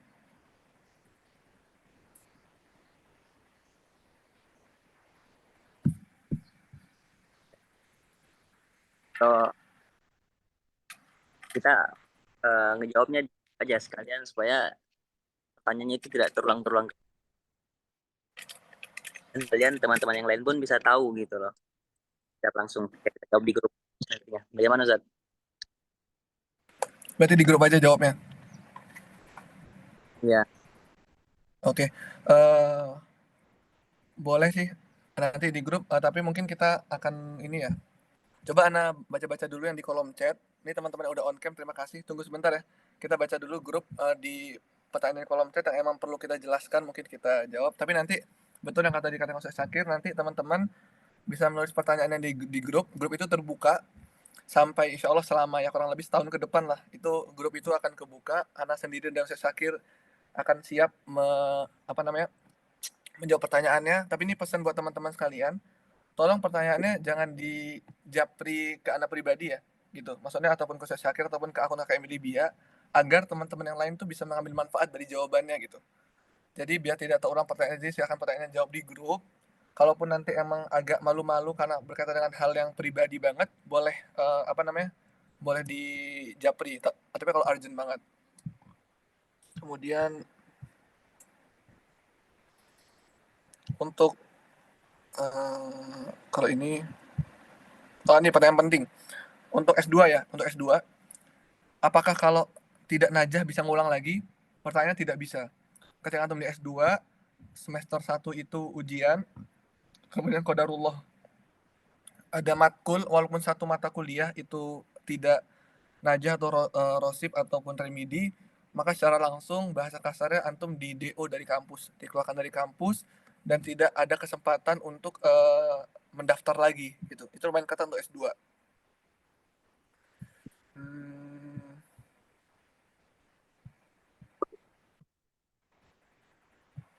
Oke, kalau teman-teman mau daftar jalur kampus sama jalur UAH secara berbarengan, apakah boleh atau tidak? Wah, Ini lumayan ini ya, lumayan apa namanya, keren juga ini. Jadi kalau kita bisa rekomendasikan, jangan sampai, itu terjadi gitu. Jangan sampai itu terjadi, karena itu akan, kita tidak merekomendasikan itu. Oke, ini udah Ustaz Afif ya? Ini tadi ada mati listrik dan ini ya, apa, koneksi, jadi perlu pindah tempat dulu tadi. Oh, Masya Jadi Allah. bagaimana? Kak Fadil nih, Ana udah kehilangan 15 menitan tadi ya? Ya, kurang lebih, Ustaz. Type. Jadi gimana nih? Kalau di Ana tuh karena tadi ada trouble, jadi hilang ya chatnya tuh. Oh ya, ini Ana lagi ini lagi baca-baca sedikit yang di kolom chat Oke, gitu. type. Jadi membantu teman-teman. Ini tadi juga ada Ustaz Syakir nih, tim kita juga Ustaz, dari tim panitia Camaba KKMI Libya. Oh, Masya Allah, Masya Allah. Mungkin ini ya, atau antum lanjutkan dulu berarti ya? Ya boleh Ustaz. Ntar Apa ya? Ane lihat yang kira-kira perlu dijelaskan, Ane jelaskan gitu. Tafadhol. Oke. Nah tadi untuk poin tadi yang pertanyaannya apakah boleh mendaftar jalur UAH atau jalur kampus secara berbarengan, kita tidak merekomendasikan itu. Antum harus milih salah satunya. Karena itu akan berdampak kepada kondisi antum ketika sampai sini. Contohnya, antum daftar jalur kampus, keterima. Antum daftar jalur UAH, keterima. Antum berangkat sini, maka bahasanya antum nanti bakal ditandain sama orang-orang rektorat gitu. Wah, ini mah udah keterima, kita kok malah lebih milih itu, dan itu akan menyebabkan nanti takutnya terjadi kesalahpahaman antara kampus dengan juga Ustaz Adi Hidayat. Jadi lebih baik saran kita dengan mohon pilih salah satunya gitu. Dan kalau kita pribadi, Ana, kemudian panitia Camaba lainnya, dan pihak KKMI Libya, tolong digaris bawahi teman-teman semua ya. Jadi untuk didengar, kita sangat merekomendasikan antum mendaftar ke kuliah dakwah Islamiyah Libya menggunakan jalur Ustaz Adi Hidayat. Seperti itu. Kita rekomendasikan mendaftar menggunakan jalur Ustaz Adi Hidayat, baik itu jalur dari Kuantum Akhyar, kemudian jalur pimpinan pusat Muhammadiyah, jalur Majelis Tabligh Muhammadiyah, ataupun lain sebagainya. Nah, kalaupun emang ternyata secara persyaratan tidak lolos di itu, silakan mendaftar di jalur kampus. Tapi lagi-lagi kita bilang, antum secara beberapa fasilitas beasiswa, pihak kampus itu ada kemacetan di situ, uang saku dan sebagainya itu tidak tercover. Takutnya menyusahkan antum ketika di sini. Sedangkan ketika antum jalur Saat Hidayat, insya Allah semuanya terjamin secara 100% gitu. Jadi baik antum dari keberangkatan ketika dari daerah sampai nanti antum berangkat ke Libya, sampai antum dari Libya pulang lagi ke daerah antum selesai pendidikan, itu semua sudah tercover 100% oleh Saat Hidayat. Ya itu, jadi poin itu. Kemudian apakah boleh kerja sampingan? Lagi-lagi di Libya kita mahasiswa Indonesia, mahasiswa kuliah dakwah Islamiyah tidak boleh sambil kerja. Jadi kita hanya fokus di dalam, kerja itu dilarang secara mutlak oleh kampus. Nah itu, makanya poin tadi. Jadi kalau bisa berangkatnya jalur UAH biar semuanya tercover, jadi tidak membuat antum harus nyari kerjaan dan lain sebagainya.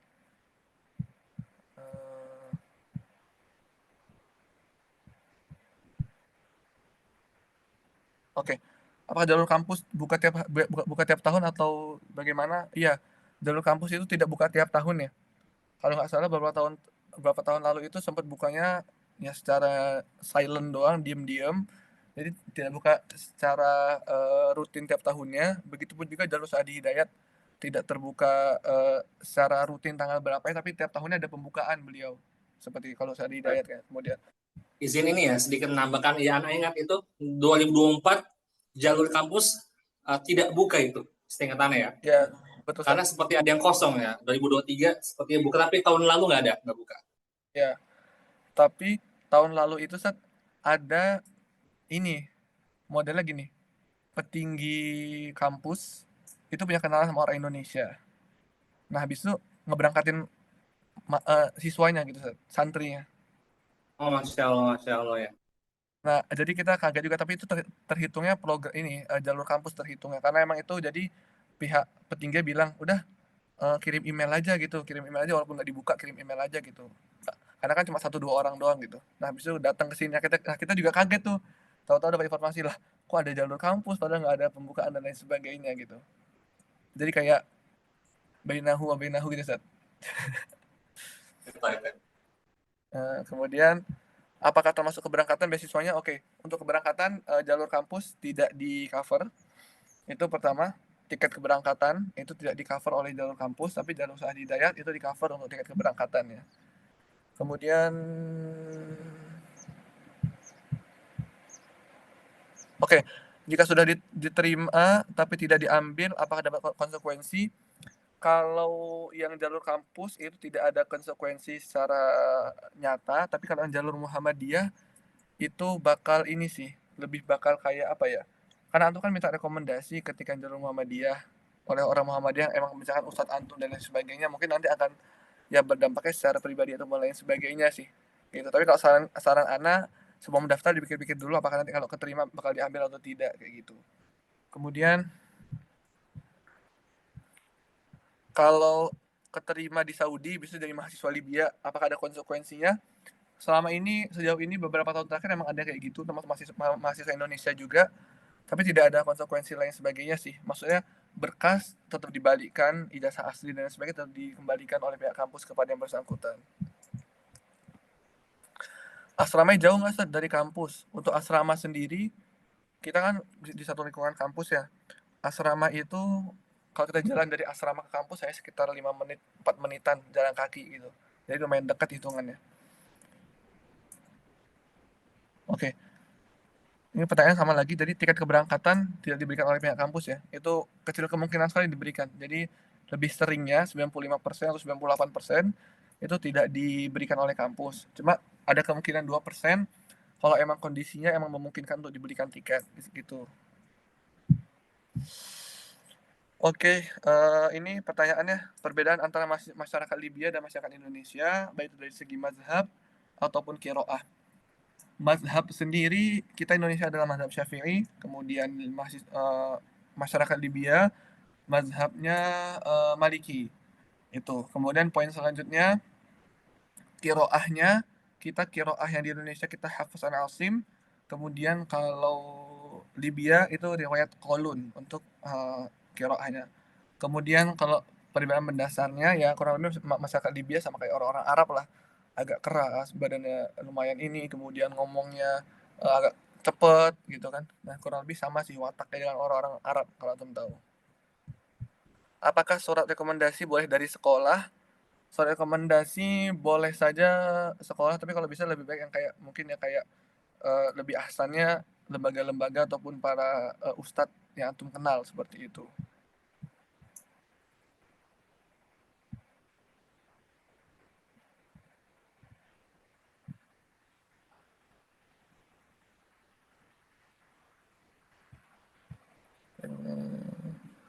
Oke, kurang lebih udah terjawab semua pertanyaan yang di kolom chat Ustadz Rafif. Oke, baik. Ini memang kalau ada pertanyaan berikutnya sepertinya tidak akan habis teman-teman ya. Karena memang pasti teman-teman ingin sekali melanjutkan studi di Libya, ingin sekali mendapatkan beasiswa di Libya, namun melihat waktu yang terbatas, kita cukupkan pertemuan kita pada kesempatan malam hari ini.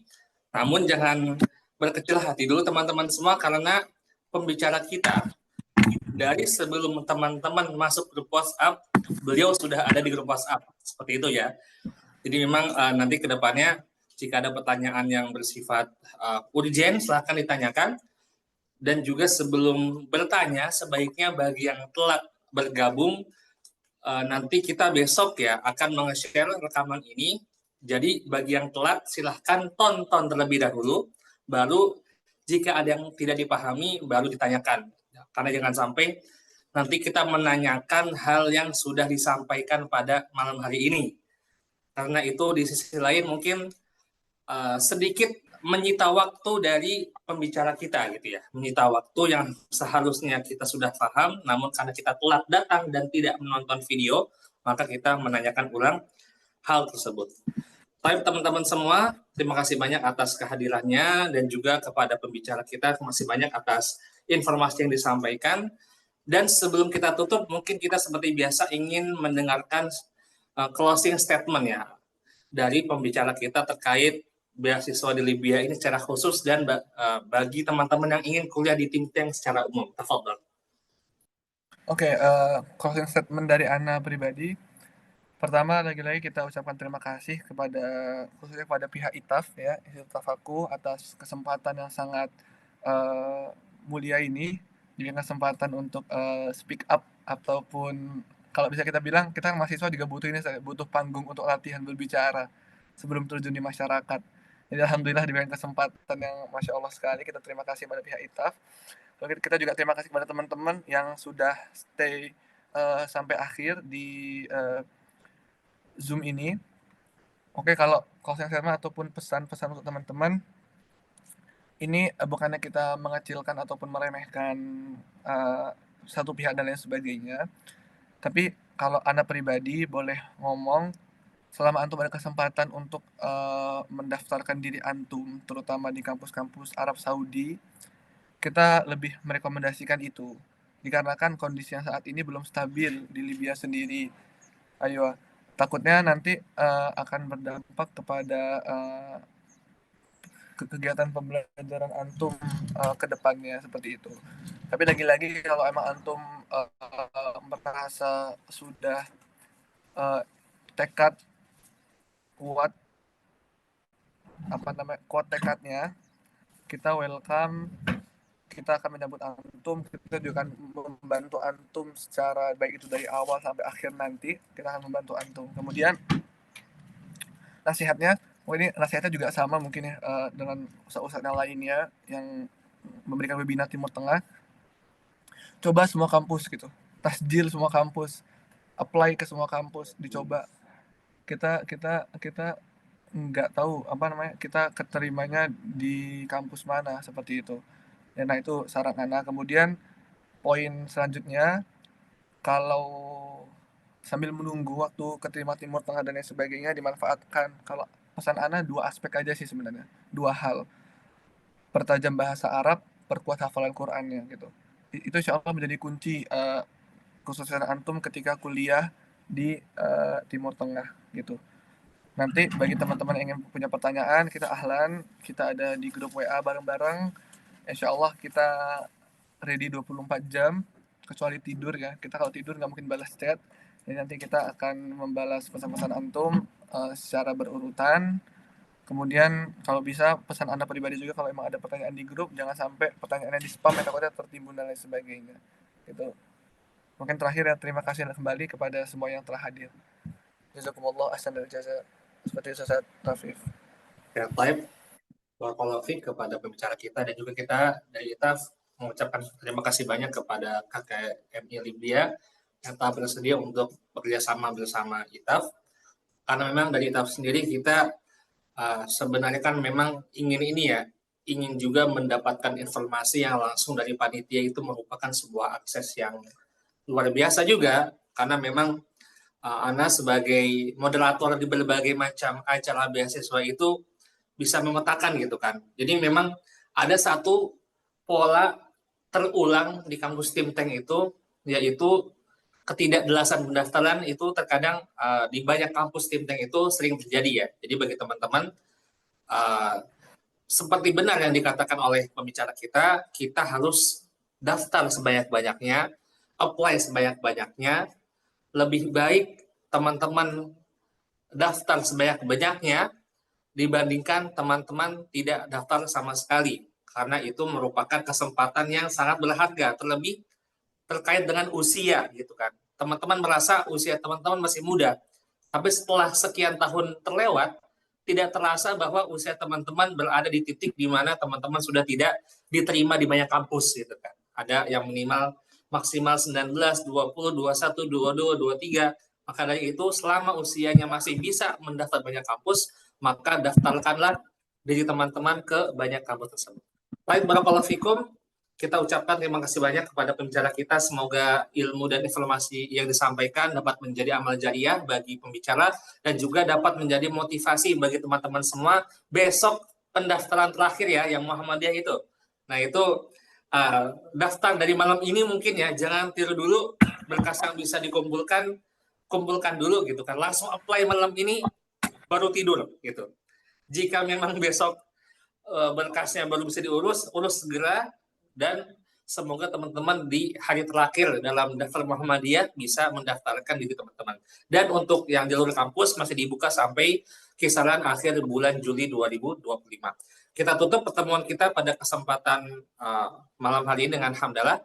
Alhamdulillah alamin, subhanakallahumma wa bihamdik, asyhadu an la ilaha illa anta, astaghfiruka wa atubu ilaik. Dan sebelum ditutup mungkin ana izin ya kepada teman-teman yang tulab yang laki-laki terutama, bisa open cam-nya kita akan screenshot bersama lah bahasanya. Bukan foto bareng tapi screenshot bareng. Mungkin kepada tulab yang tampan-tampan nih, Masya Allah. Wajah-wajah ini ya, anak bilang wajah-wajah madesuk, masa depan sukses. Nah ya. Jangan kaget ya, itu madesuk masa depan sukses. Oke, baik, barakallahu fiik. Nah, ini teman-teman semua, Masya Allah, calon dai masa depan, calon pemimpin masa depan. Ya, baik, kita ambil ya. Baik, barakallahu fikum. Terima kasih banyak teman-teman atas waktunya, atas kesempatannya. Akhirul kalam, assalamualaikum warahmatullahi wabarakatuh. Waalaikumsalam warahmatullahi wabarakatuh. Jazakallahu khairan katsiran. Waalaikumsalam warahmatullahi.